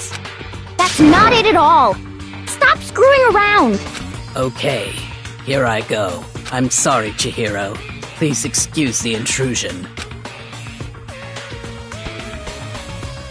Be sure to check her entire body, and I believe we will solve this particular mystery. Her entire body? I know you say that, but... What? This is... What is this... What is it? Not possible. It's not possible. This girl is... Is what? Is a boy! Ah, I see. So she was actually a he. Interesting. Thank you for confirming this fact. What? You're joking, right? I wouldn't joke about this. Then it's really true? Chihiro was... a guy? Oh, what? You guys didn't know? Heck, I knew that right off the bat. Chihiro Fujisaki was totally a guy. Then he was a cross-dresser? Oh, I'm really on fire! I wish I had killed him! So that's what Kyoko wanted to show everyone, huh? Interesting. Yes, that certainly does make things much more exciting. Now let's ride this wave of excitement back to the courtroom and get back to the trial.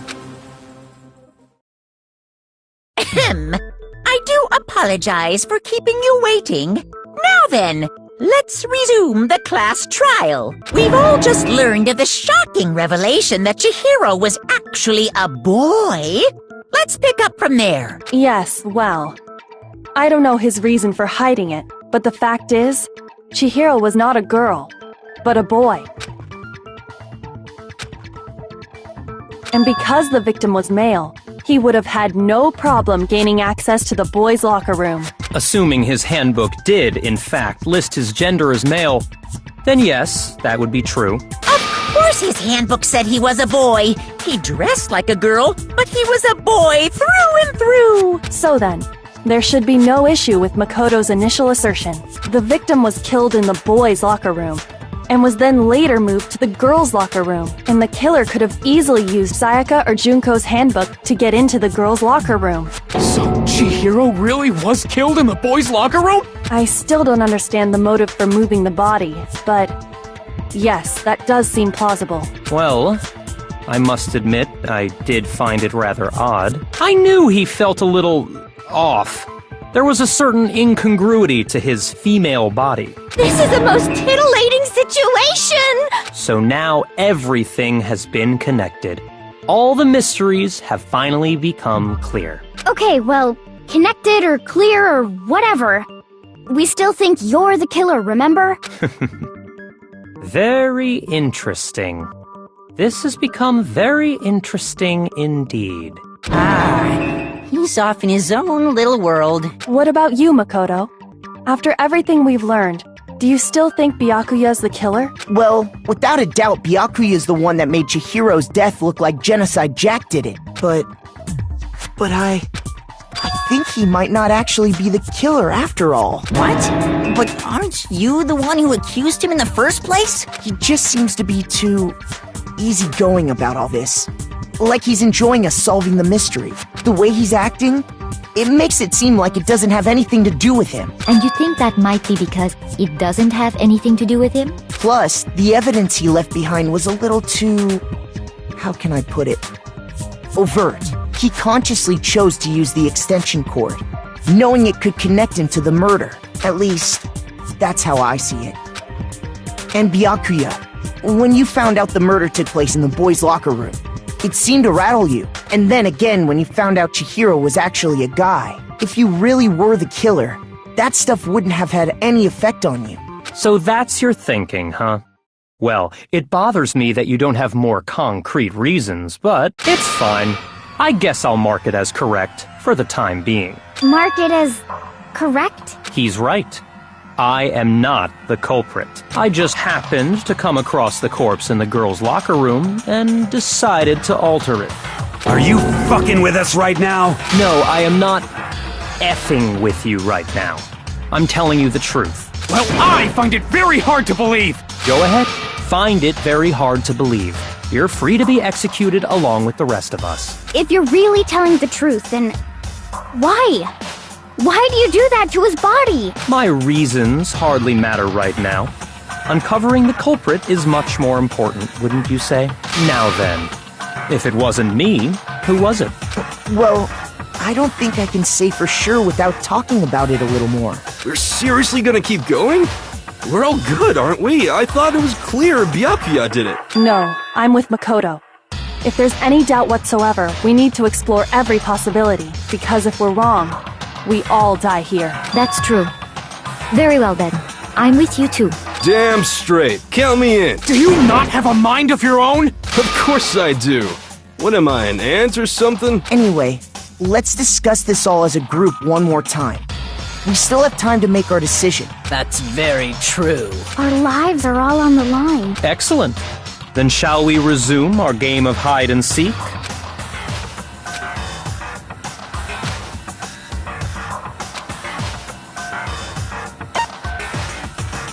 I got it!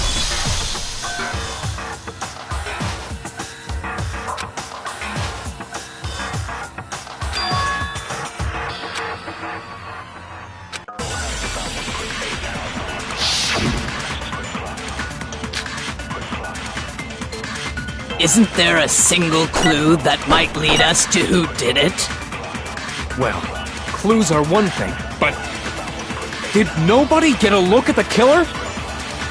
I'm sure if someone saw the killer, they would have said something by now. Perhaps someone saw the victim at some point. Even that might be enough for now. Yeah. All we need right now is any kind of new info. It's over. It's all over. You want to know who saw the victim? The killer! And only the killer. No, that's wrong!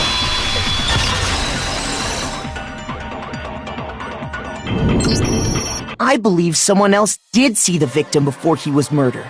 What do you think, Celeste? Now that you mention it, yes, I did see him. Huh? Really? Oh, but I suppose only Makoto knows about this. The rest of you had no idea, did you?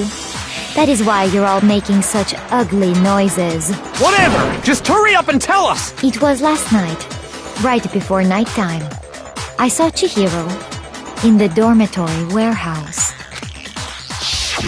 I saw him stuffing a track jacket into a duffel bag, and then, I assume, he headed off to exercise. A track jacket and a duffel bag? But we didn't find anything like that at the murder scene. It seems likely that the culprit destroyed them to get rid of any evidence. And that is when he said something that struck me as rather odd.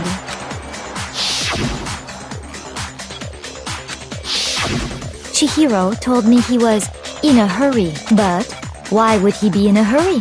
Only if someone were waiting for him, I should think. So, Mr. Fujisaki was on his way to meet with someone, and then they were going to work out together? But Hina and I had invited him to exercise with us plenty of times, and he always declined. Probably because he was afraid you'd find out the secret he was hiding, right? Which means that conversely, he must have trusted whoever he was meeting with very much, enough so that he was willing to risk his secret being revealed. Ooh, what a marvelous friendship! The point is, whoever he met up with is the culprit, right? So we just gotta figure out who it was. But knowing what we know, I can't even guess. No. You already have what you need to make the connection. Huh? You know who the killer is. Seriously? Who is it? Who's the killer? Think back to the track jacket and duffel bag the killer disposed of. Focus on the details of these items, and it should become obvious who was waiting for him. Are you sure about that? You really think we can figure out who did it based on 2 pieces of evidence that we don't have? What? You want to track down some fingerprints or something? Even if we had the equipment for that, we wouldn't know how to use it. As was noted, the evidence is already gone. There's nothing to get fingerprints from. Maybe, but we can make certain inferences if we just take the time to talk it out. Easy for you to say, but fine. Celeste, did you notice anything special about the bag or jacket? The bag was just a normal duffel bag from the warehouse. All the bags in there are the same, so I can't imagine what would make that one special. Well, if I remember right, there was a decent variety of tracksuits to choose from. Do you think there might be some connection between the culprit and Chihiro's jacket? Perhaps. Let's explore that and talk a bit more about the jacket he took.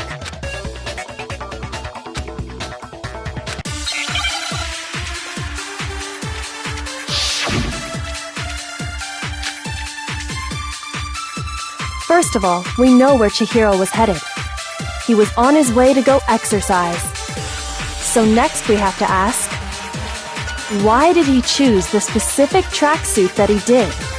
What do you mean, the specific tracksuit? I got it!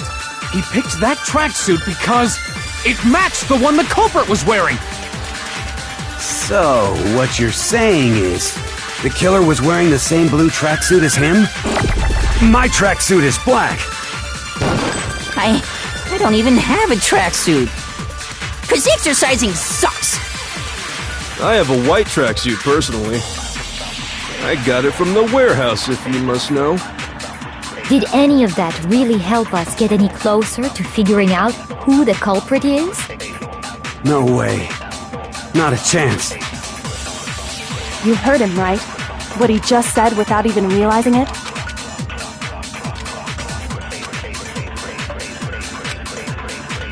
First of all, we know where Chihiro. He was on his way, so next week, why did he choose? What do you mean this? I got it! It matched the one. So, The killer was Wearing the same blue tracksuit as him? my tracksuit. suit is black.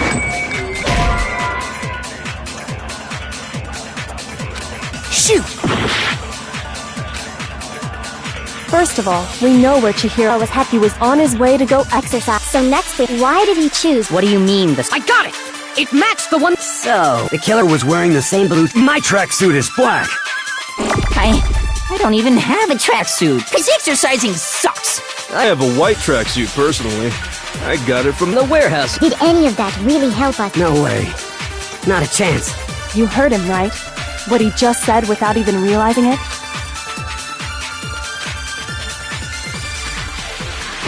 First of all, we know where Chihiro. He was on his way, so next we have. Why did he choose the? what do you mean this? I got it!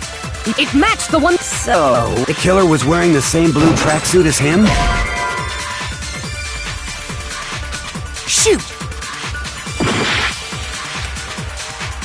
First of all, we know where Chihiro was headed. He was on his way to go exercise. So next week, why did he choose? what do you mean the specific? I got it! He picked that track. It matched the one the culprit was wearing! So, what? The killer was Wearing the same blue tracksuit as him? My tracksuit is black! I don't even have a tracksuit. 'Cause exercising sucks! I have a white tracksuit, personally.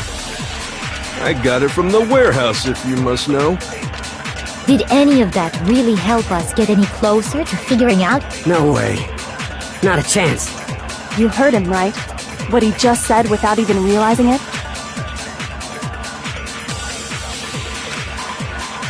First of all, we know where Chihiro was headed. He was on his way to go exercise. So next we have to. Why did he choose the specific? What do you mean the specific? I got it! He picked that. It matched the one the culprit. So, what you're saying is, the killer was wearing the same blue tracksuit as him? My tracksuit is black! I don't even have. 'Cause exercising. I have a white track. I got it from the Did any of that really help us? No way. Not a chance. First of all, he was on his way. So next week, why did he choose? what do you mean this? I got it! It matched the one. So, The killer was Wearing the same blue track. No, that's wrong!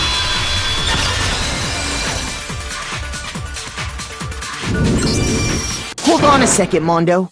What did you just say? Huh?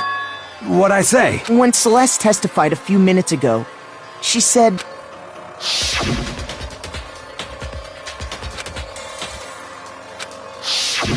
She never said anything about the jacket's color, so why did you say Chihiro's blue tracksuit? What are you... You just... Hey, Celeste. What color was Chihiro's tracksuit? As a matter of fact, it was blue. And before we began the trial, did you tell anyone that? The only one I told about any of this was you.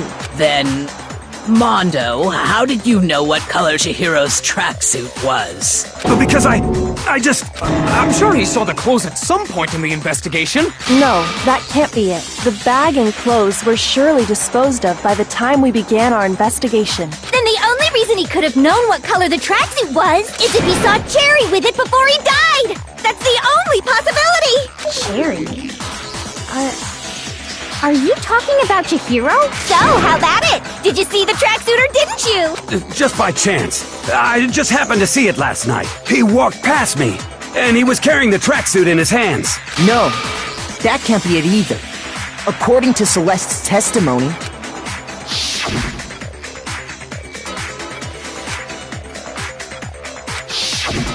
When Celeste noticed it, Chihiro made a point of making sure the jacket was completely in the bag. If you just ran into him briefly, you couldn't possibly have seen what color the tracksuit was. It would appear you've dug your own grave.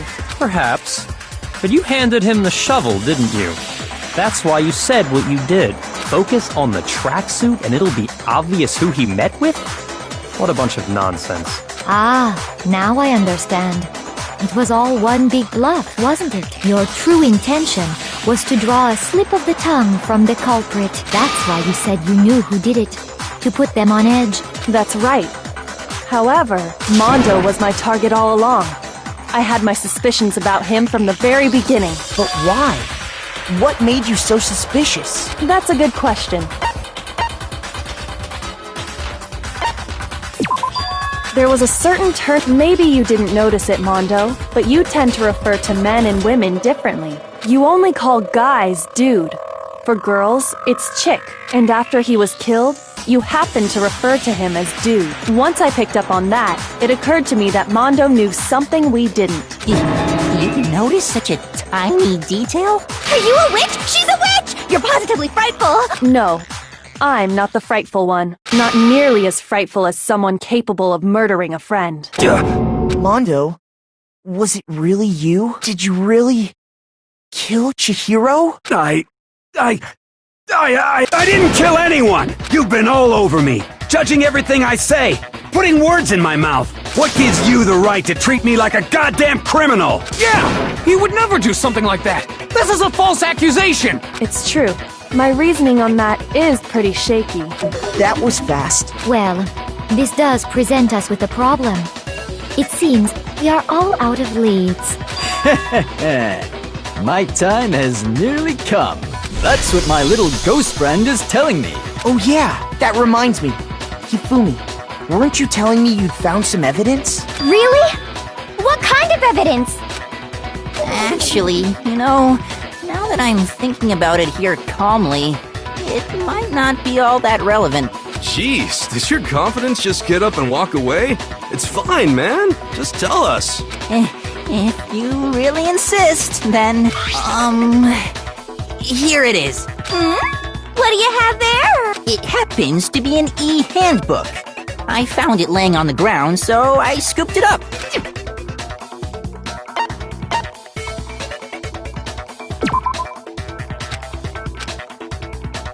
Shoot!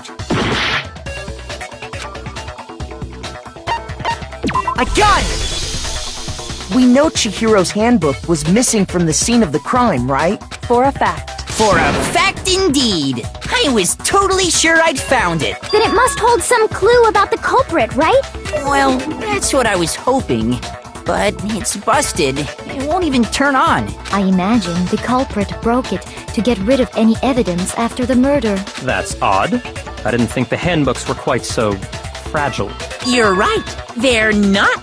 They're totally waterproof and shock resistant. It would take an awful lot to break one. And yet, this one does appear to be broken, as is Leon's, sitting useless in the main hall. For all your confidence, that is a remarkably high failure rate.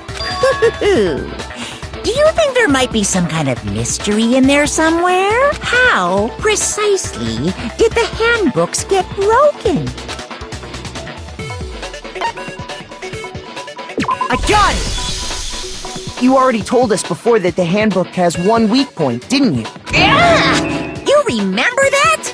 Sure, maybe I let that slip. But I never told anyone what the weak point actually was. But if the handbook is supposed to never break, and two of them broke in quick succession, then we can only assume that someone's figured out its weakness. You know what the weakness is, right, Monokuma? So, what is it? Huh? You're asking me?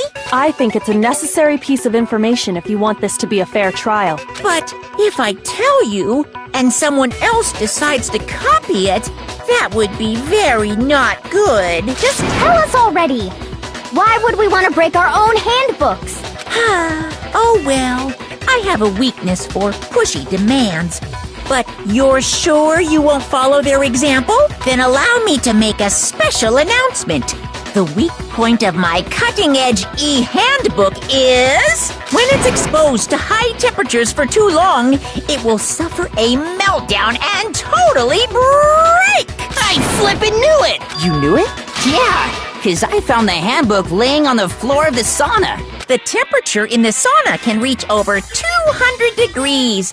Strange how you don't get burnt, huh? It's because as your sweat evaporates, it creates a cooling layer of air around your skin. If the hot air of the sauna were somehow pushed directly onto your skin, you'd definitely get fried.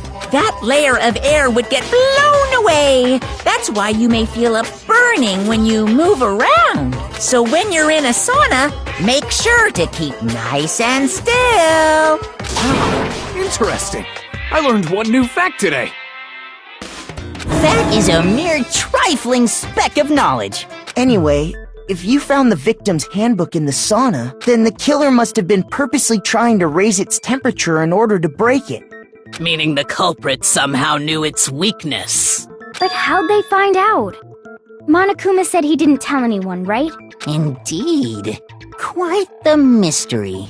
What if they found out by accident? What do you mean by accident? What if the killer took their own handbook into the sauna, not knowing its weakness, and it broke? They'd realize it was broken, of course, and it wouldn't be hard to figure out why. And once they had Chihiro's handbook, they knew they had an easy way to dispose of it. I won't say it's not possible, but who would have done something like that? I don't know of anyone who took their handbook into the sauna. I might know someone who did. Whoa! Seriously?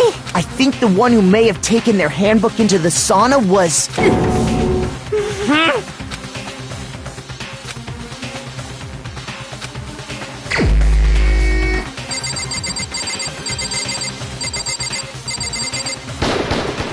Here's my answer! Mondo. Your handbook got broken in the sauna, didn't it? What? Why? Why do you keep accusing him? Mondo and Taka had an endurance contest in the sauna not too long ago, remember? And for the contest, Mondo just so happened to keep his school uniform on. But little did he realize, he'd also left his handbook in one of his uniform pockets. And when it was all over, Mondo discovered that taking your handbook into the sauna could easily destroy it. No, wait, hold on. You've got it all wrong. He would never kill. I don't accept this. Show me the proof. The actual solid proof.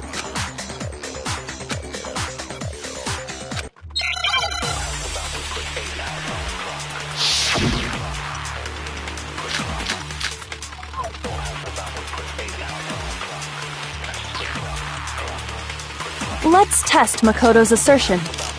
If what he says is correct, then Mondo, you broke your own handbook.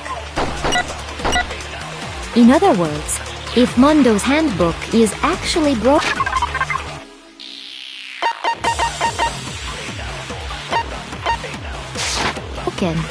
then that proves that what Makoto said is right. Well, my goddamn handbook works just fine! See? Look! Makoto was wrong after all! Mondo wouldn't hurt a fly!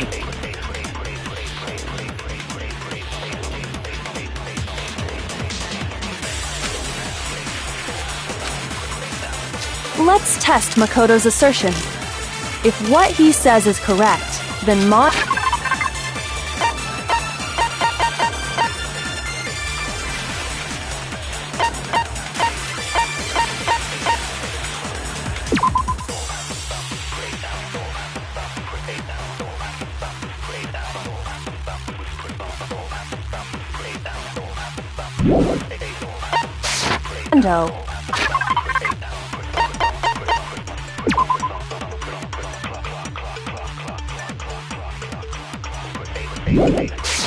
You broke your own handbook. In other words, if Mondo's hand, then that proves that what— Well, my goddamn handbook works just fine! See? Look! Makoto was wrong after all! Mondo wouldn't hurt a fly!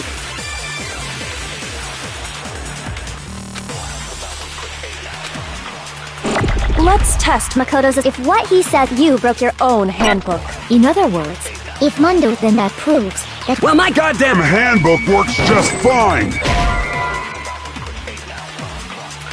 Shoot! Let's test Makoto's assertion. If what he says is correct, then Mondo, you broke your own handbook. In other words, if Mondo's handbook is actually broken, then that proves that what Makoto said is right. Well, my goddamn handbook works just fine! See? Look! Makoto was wrong after all! Mondo wouldn't hurt a fly!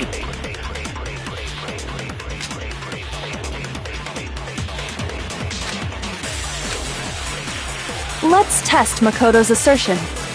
If what he says is correct, you broke your own handbook. In other words, if Mondo's handbook, then that proves that... Well, my goddamn handbook works just fine! See? Look! Makoto was wrong after all! Mondo wouldn't hurt a fly!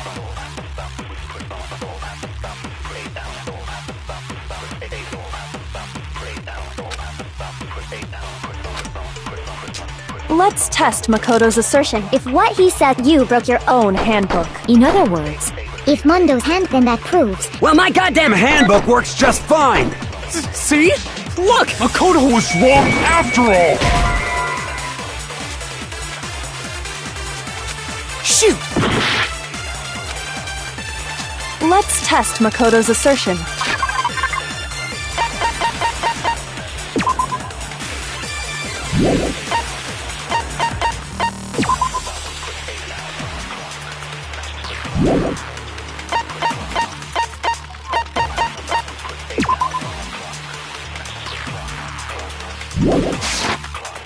If what he says is correct, then Mondo, you broke your own handbook. In other words, if Mondo, then that proves... Well, my goddamn handbook works just fine! See? Look! Makoto was wrong! Mondo wouldn't hurt a fly! Let's test Makoto. If what he said, you broke your own. In other words, if then that proves... Well, my goddamn handbook works just fine! Shoot! Let's test Makoto's assertion. If what he says is correct, then Mondo, you broke your own handbook. in other words, if Mondo's handbook is actually broken, then that proves that what Makoto said is right. Well, my goddamn handbook works just fine! See? Look! Makoto was wrong after all! Mondo wouldn't hurt a fly!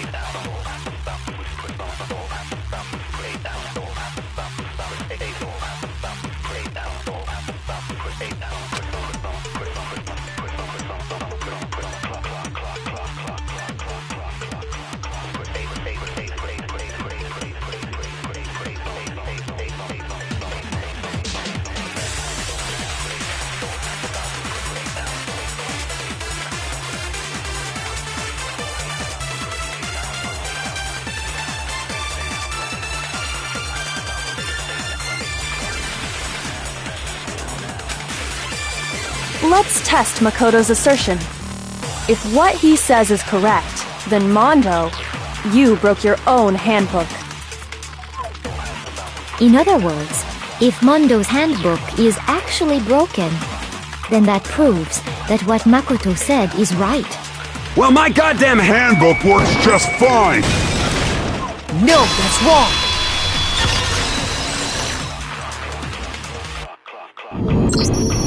Mondo, the handbook you have right now, is it really yours? The fuck is that supposed to mean? The broken handbook that was in the main hall. Isn't that one actually yours? What the heck are you talking about? What I mean is, I think Mondo swapped his handbook out for one that actually works. I think he took Leon's handbook and replaced it with his own. After all, Monokuma said himself that Leon's handbook never should have broken. That's right! The punishment it suffered wasn't nearly enough to destroy it. So then, The broken handbook in the main hall is actually Mondo's, which would mean that the handbook Mondo has right now is actually Leon's, yes? But doesn't that violate the school regulation that says loaning out your handbook is prohibited? Well, here's how I look at it. There is a rule about loaning your handbook to another student, but if they're dead, they're not a student. It's kind of a gray area, I admit. But no worries. If anything, it just makes things more interesting. As such, I decree that exchanging handbooks with a corpse is not a violation of the rules. Well, Mondo, if I'm wrong about this, you're welcome to say so. I'm happy to admit I made a mistake, but... Son of a bitch! What's wrong, bro? Come on! Tell him he's wrong! You are wrong! You have to be wrong! Everything you just said is wrong! You made it all up! Okay, then why don't we look back on this case one more time, from the beginning? That way, everything will become clear, and we'll all see if I was right or wrong.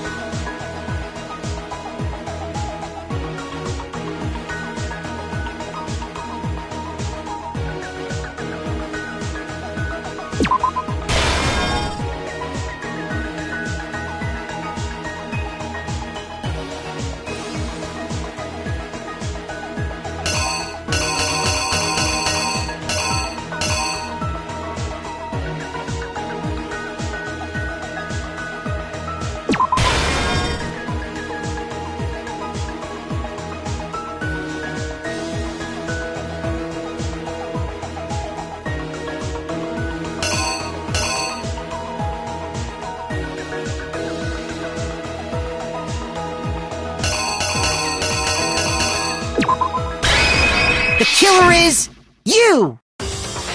First, let's take a look back to before the incident. Last night, Celeste saw Chihiro in the warehouse, correct? At the time, she was apparently stuffing something into a duffel bag.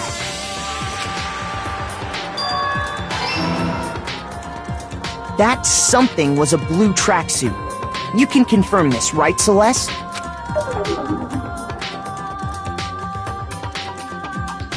With bag in hand, Chihiro headed out, even though it was officially nighttime. She made her way to the locker room, specifically the boys' locker room. But how could the victim, who was apparently a girl, access the boys' locker room? Simple, because she was really a he, which is why he was able to use his own e-handbook to gain entrance to the boys' locker room. Once inside, he met with someone there, and the person he met was the one who killed him.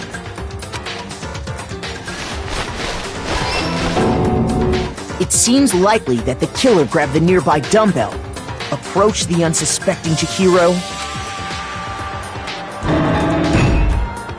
and attacked him.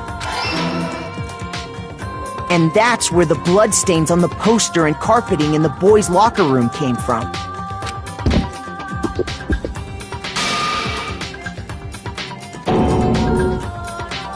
It was likely in the heat of the moment. The body was arranged, but the murder itself felt unplanned.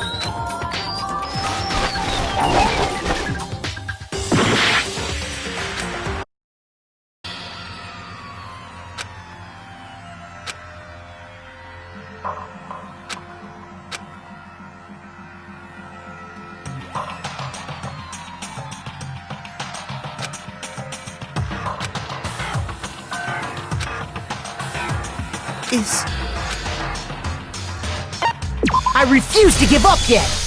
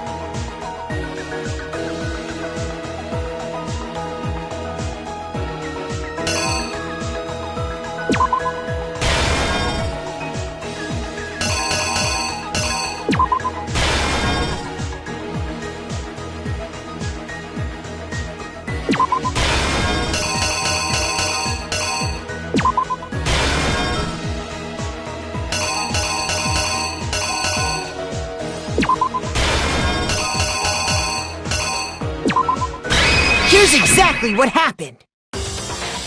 First, last night, at the time, that's something.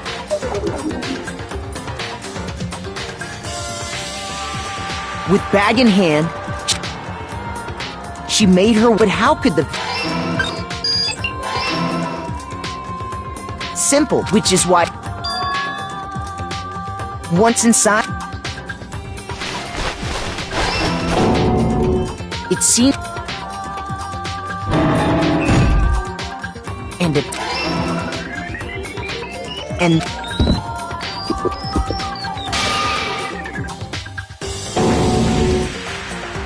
it was likely,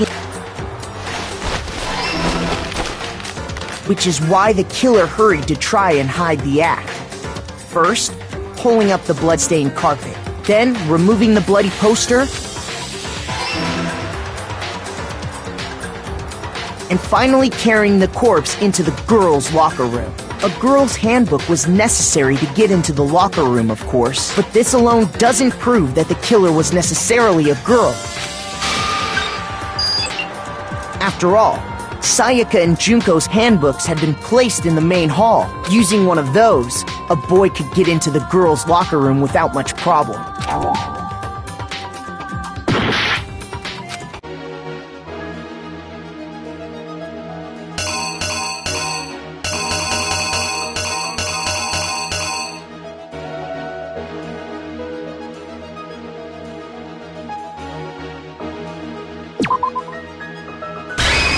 Here's exactly what happened. After all, using one of those,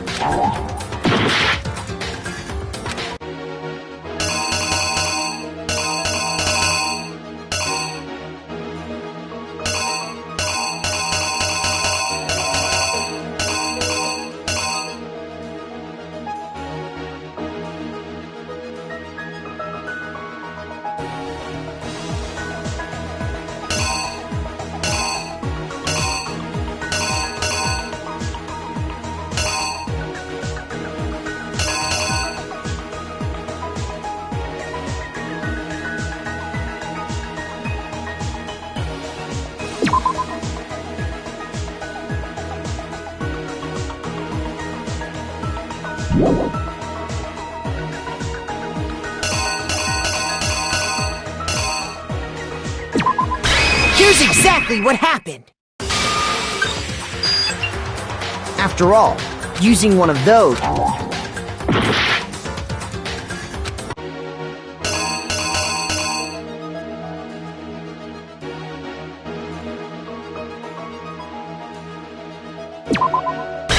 the killer is you! After all, using one of... And that's exactly how the killer did it. With the carpet and the poster they brought with them, they got to work. They changed the layout of the boys' and girls' locker room in what you might call a crime scene switch. That could have been the end of things, but no. Byakuya discovered the body and decided to intervene in the situation, making things even more complicated. So, after stumbling on the crime scene, he went and grabbed the extension cord from the library, and then he got to work. He used the cord to string up Chihiro's lifeless body.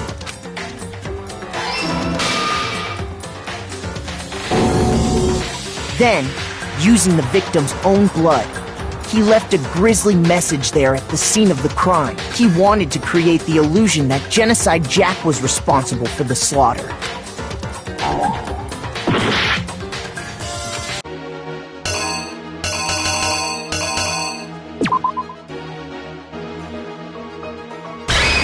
Here's exactly what happened!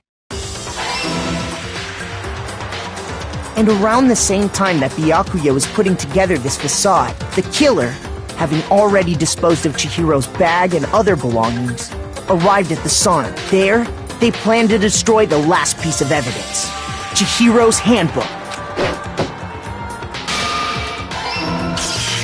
And just as the killer expected, the steamy sauna was enough to ruin the electronic gadget. Somehow, the killer knew that the handbook couldn't stand up to the heat of the sauna, and the reason they knew that is because the sauna had already wrecked their own handbook, and that's how it all played out. Isn't that right, Mondo Arata?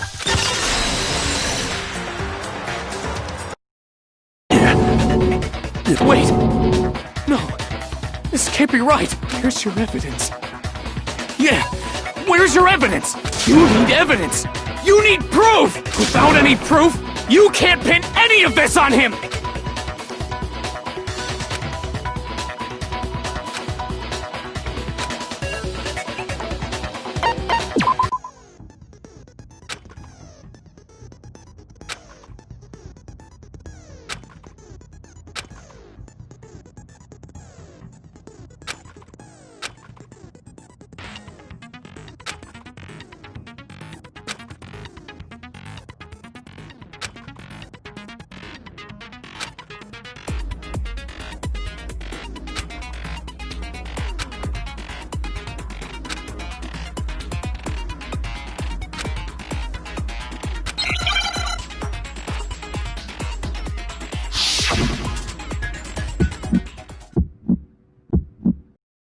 Show me some evidence!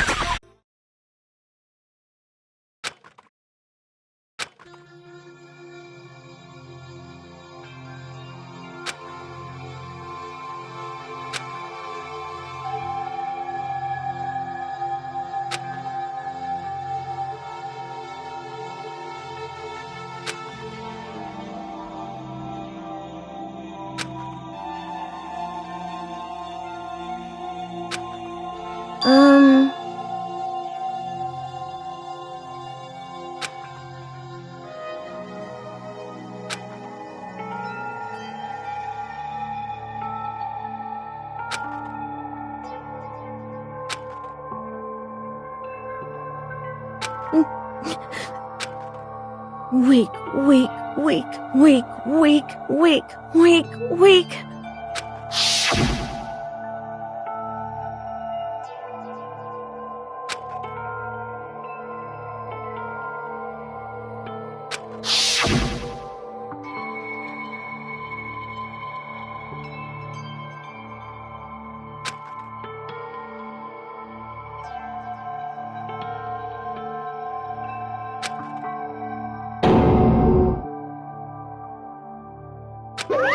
Hey,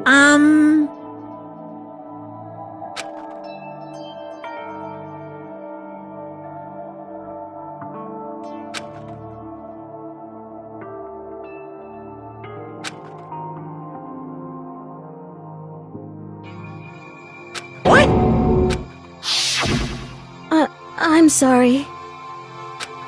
But...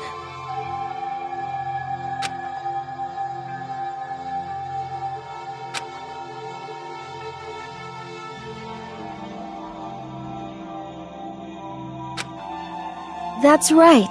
I want to change.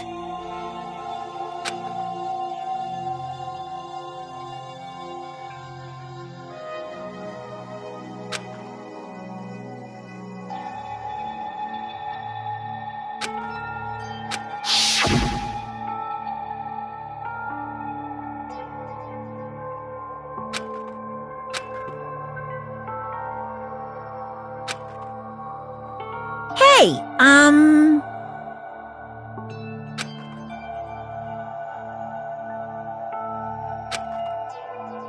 Yeah, that's right.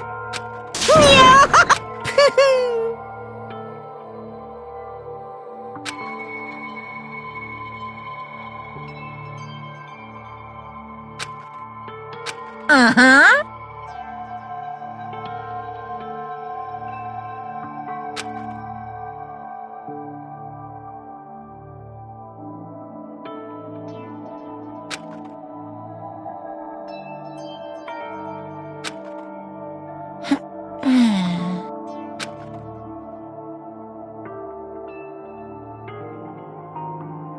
Correct.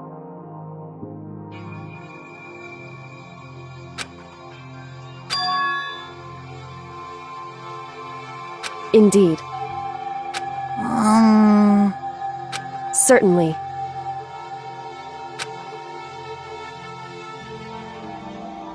But... Because...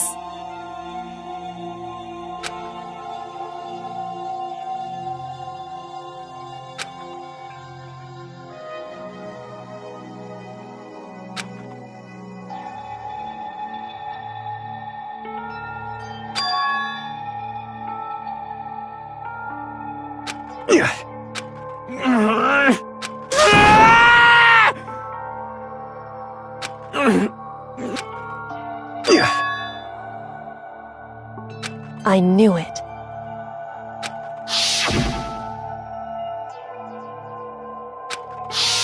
What is this?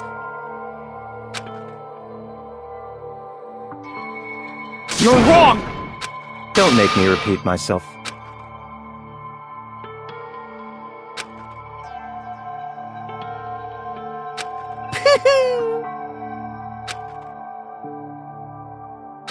Hey,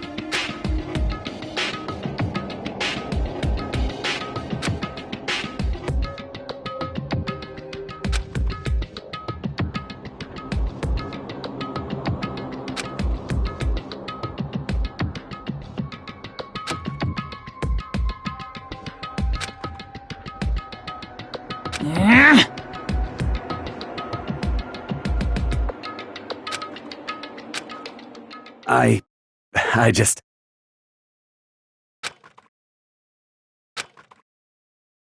Don't fuck with me!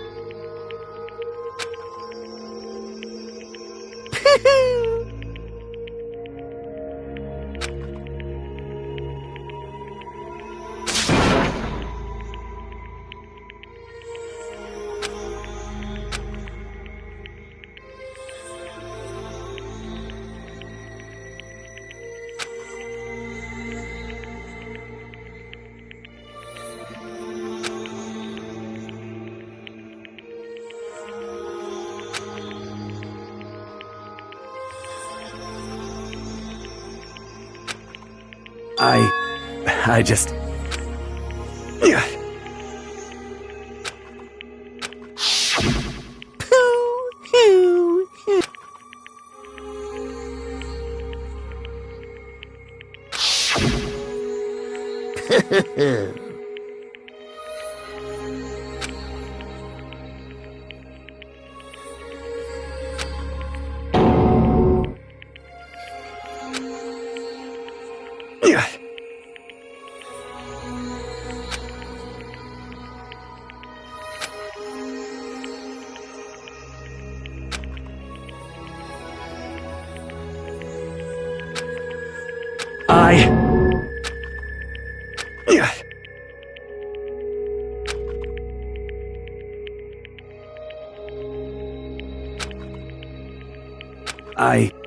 I just...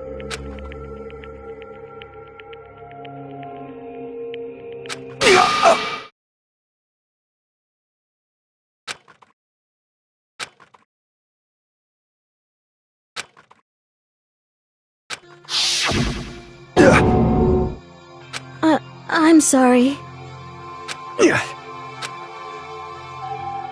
Huh? But I want to change.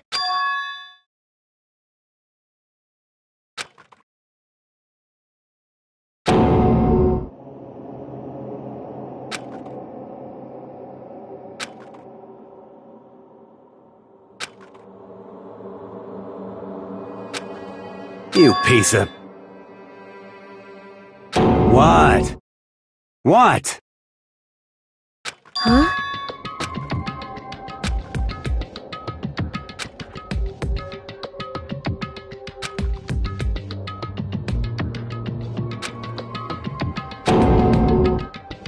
What?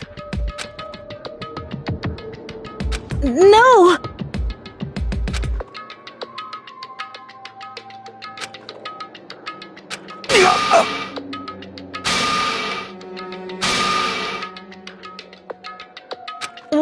What's wrong?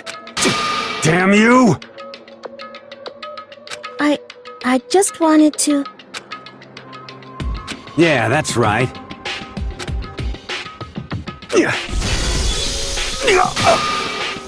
You son of a bitch!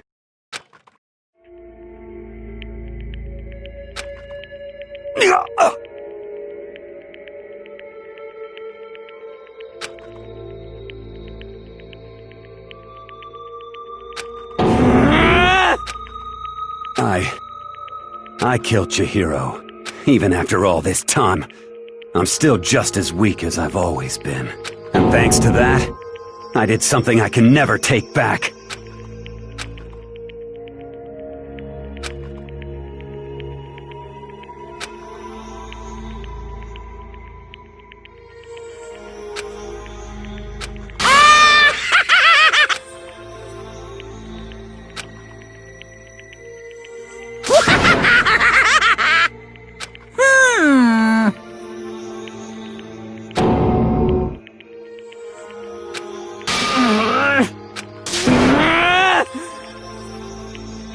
Yep.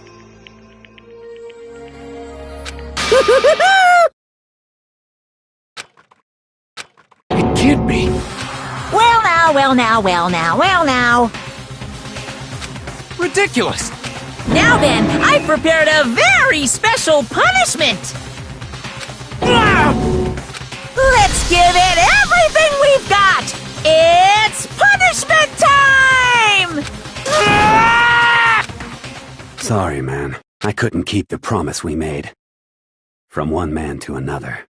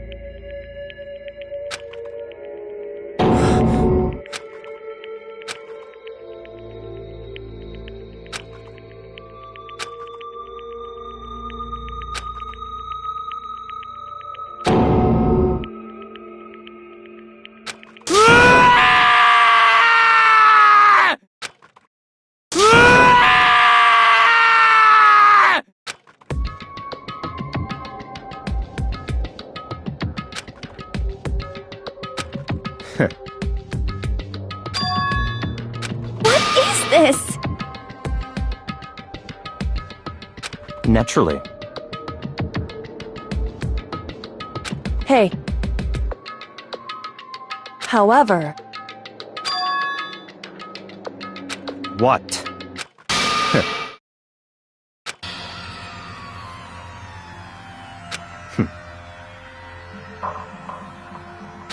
Honestly.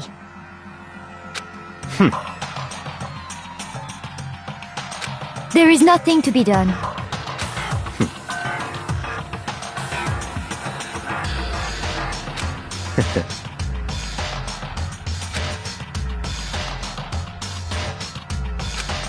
What?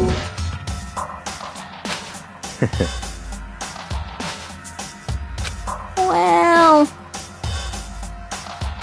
That's right.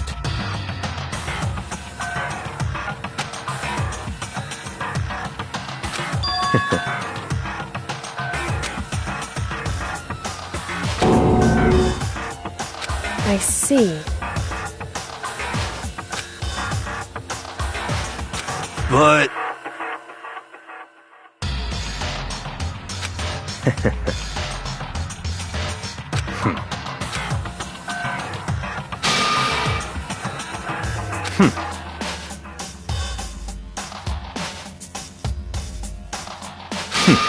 Interesting.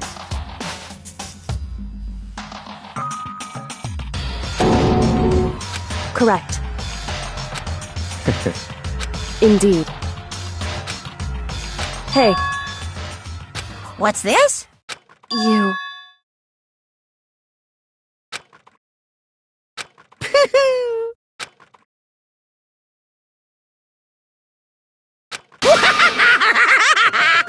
What?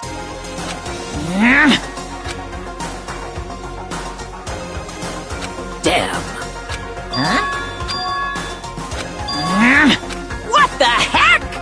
Damn it!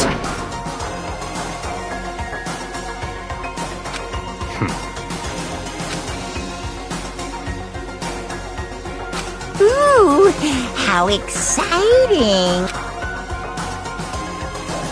That's enough.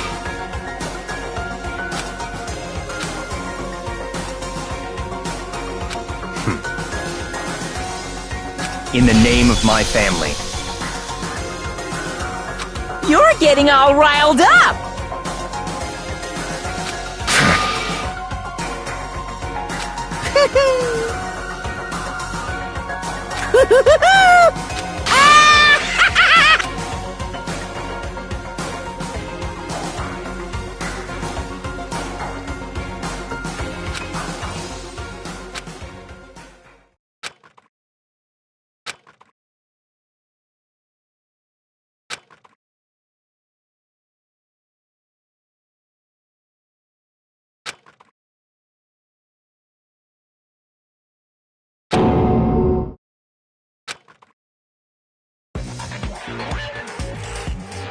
Well, anyway, like I was saying, this is a pretty good spot. Yeah, a really good spot. Anyway, isn't it amazing how that girl went and killed someone before things even had a chance to get boring? Once things really get moving, it'll be like a roller coaster. There won't be any stopping it. Fear and despair charge forward at a speed nothing can hope to match. But I must admit, I'm disappointed. I went to all the pain and effort of making you part of the group, and you couldn't play your part. You do remember you were supposed to make the first move, right? Well, no biggie. Nothing we can do about it now. So just do your best to make things more exciting from now on, okay? After all, that's what everyone wants to see.